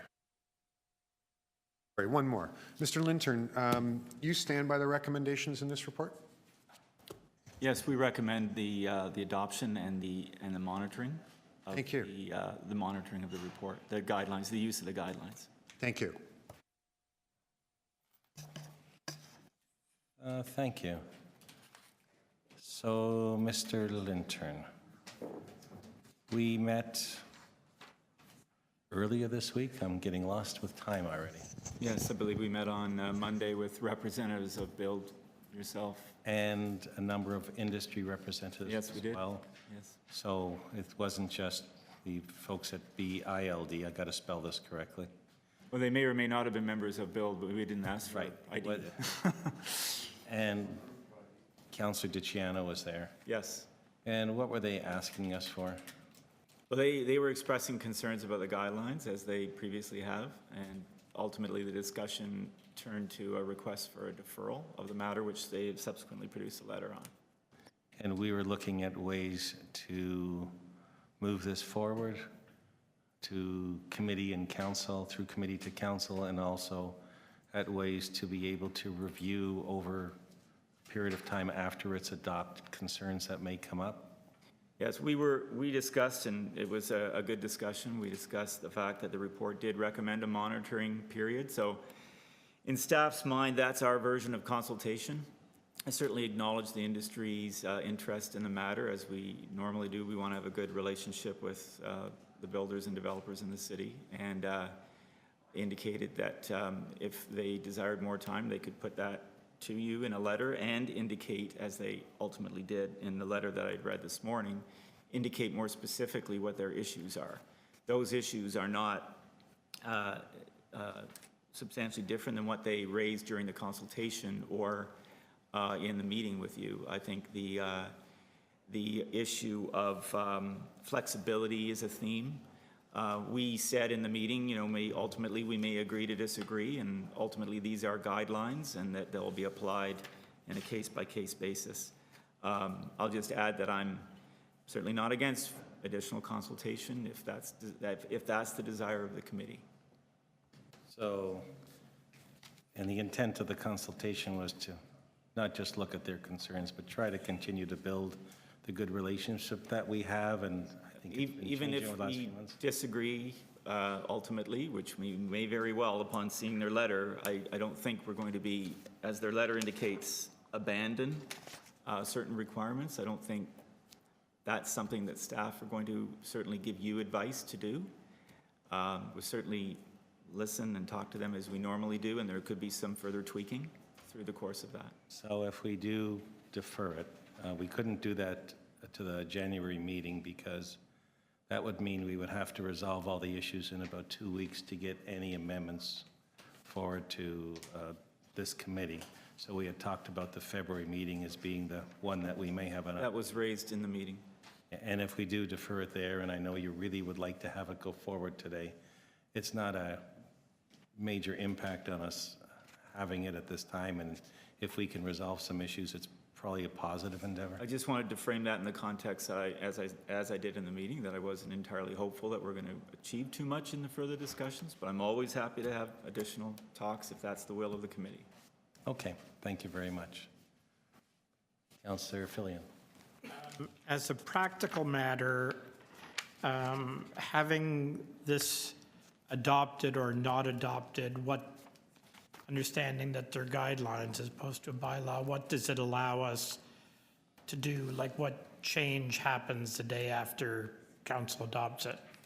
Well, as with any guidelines, they help us implement the policy intent of the official plan, and the direction in the report is that staff use these guidelines in all applications as a review tool to help us evaluate the merit of the development requests that are in front of us. So as a practical matter, we can move forward with new guidelines that were originally adopted, I think, by council in 2003.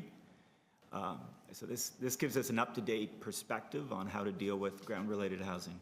So if there's an application before us now, I think I've got one at the board and one deferred, that stacked townhouses. Would the staff be looking to the old guidelines, or would they be looking to these guidelines?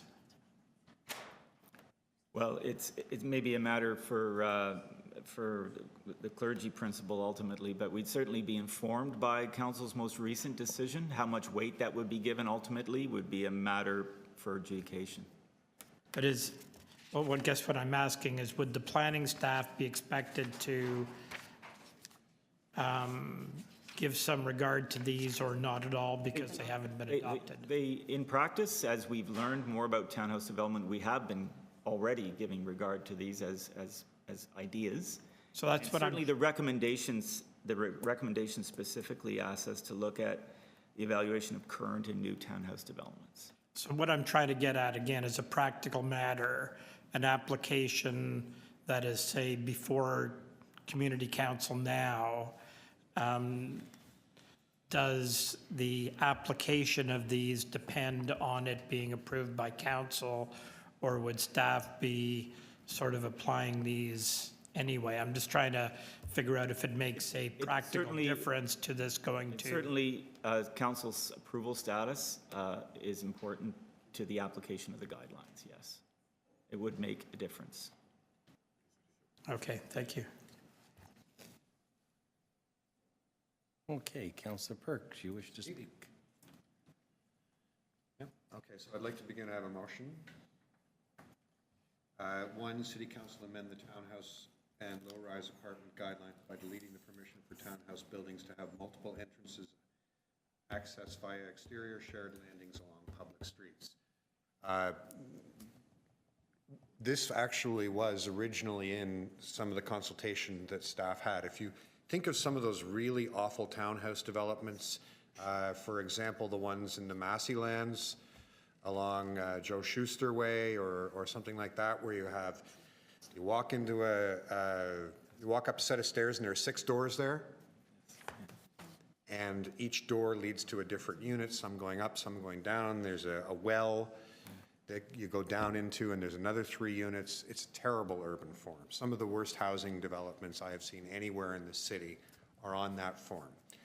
Nevertheless, this is vote on how you want on this. I'm putting it up because I think it creates better form, but I also want members to know this is something that was the original consultation that staff conceded because Bill didn't want it in. So part of the reason that I have to move an amendment to get this protection of the public realm is because Bill has already wrested concessions out of the city on this.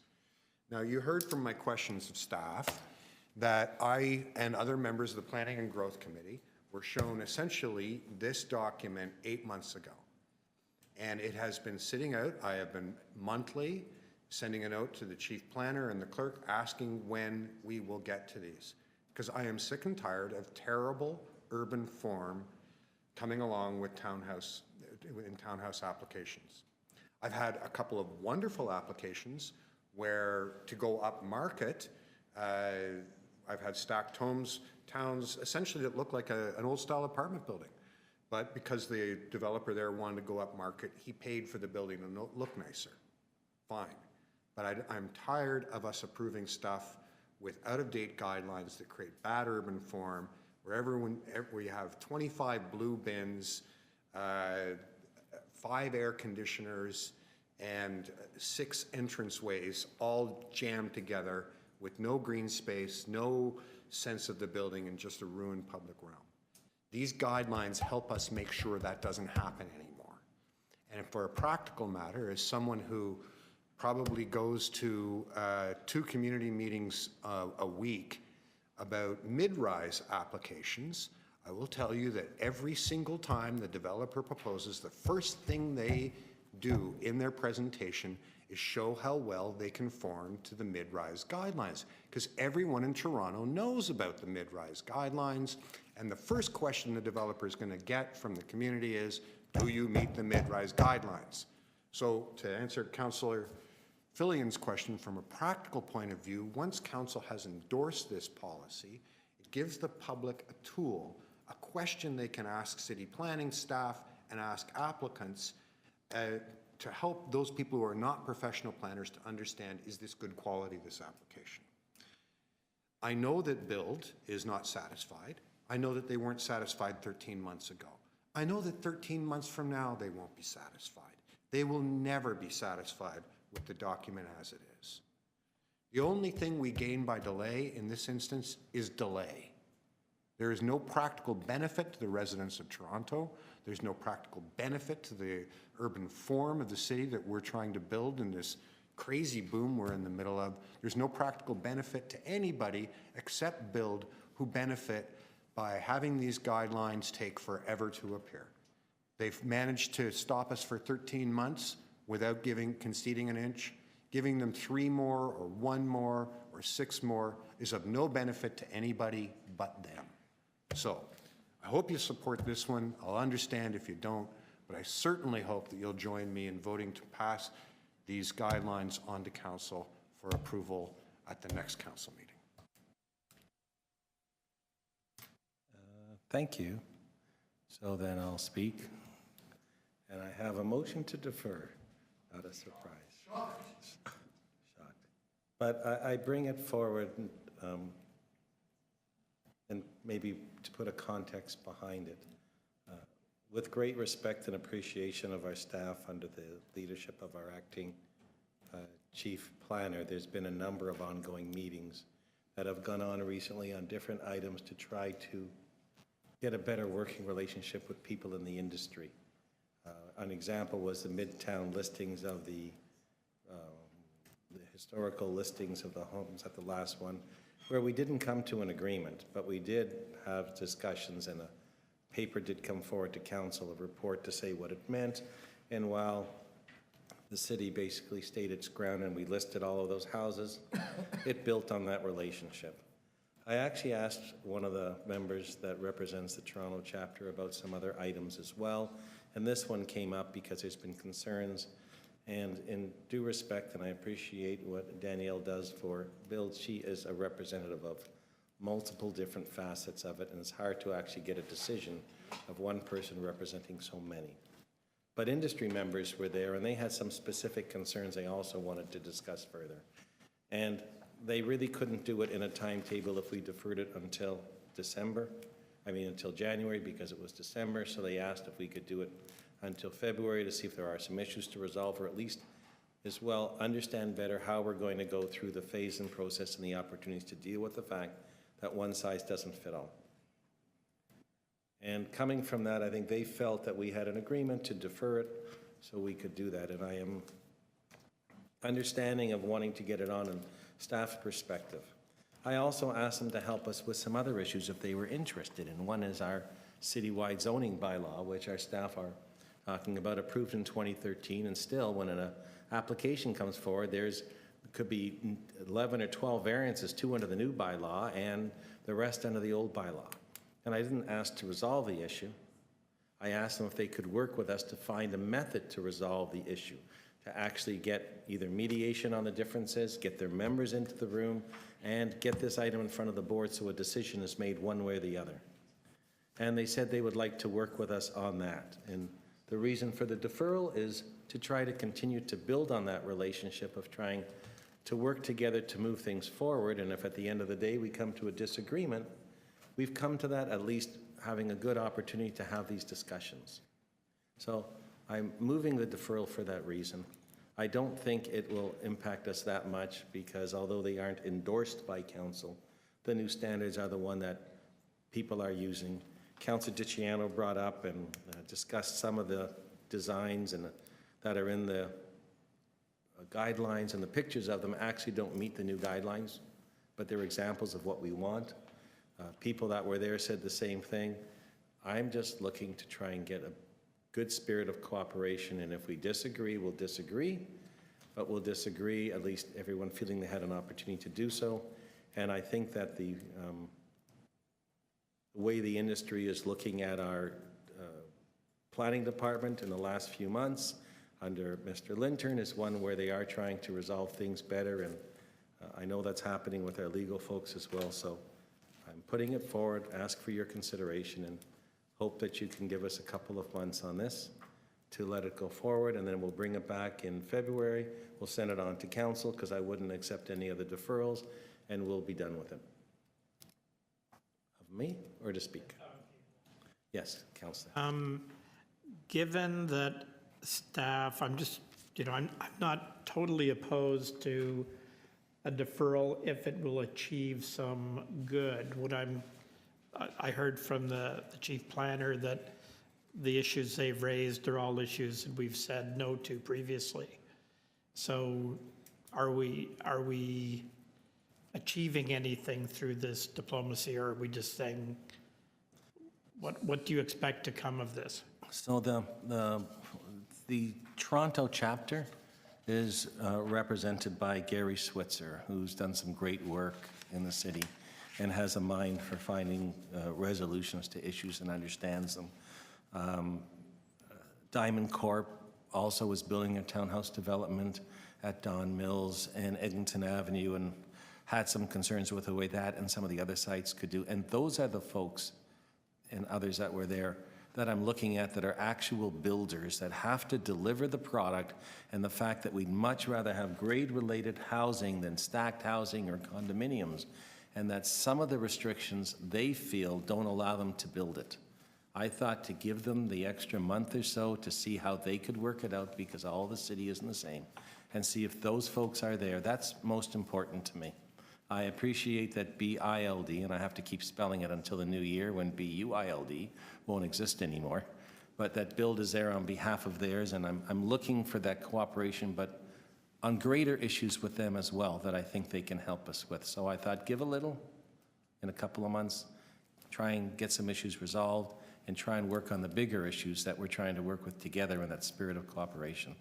I don't think it'll impact it a lot. And from the discussions that were there, I think that either we can resolve some of the issues or we can get clarification to the way that they will be monitored and reviewed if they become problems for changes to the guidelines in a reasonable period of time. So they're looking at, even if you adopt them, how are you monitoring it? How are you training your folks? What's the training that's in place? And if there are problems, how can we get them fixed? And I think that's the greater issue that we're trying to deal with than just the guidelines.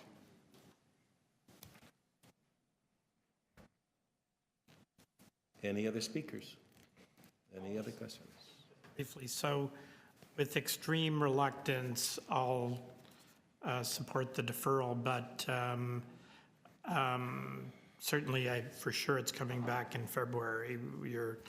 And hopefully there will be some goodwill come out of it, and positive changes, not one-sided changes, if there are any changes at all. Okay. So we have the deferral motion then. All those in favor? Opposed? That carries. And I do appreciate everybody's input on it and all the people that have helped on it. We have no other items? Members, thank you very much for spending your day here and dealing with it all. You're all appreciated. And Councillor Campbell, I know, left because he had a meeting he had to get to, otherwise he would have stayed. At least that's what he told me.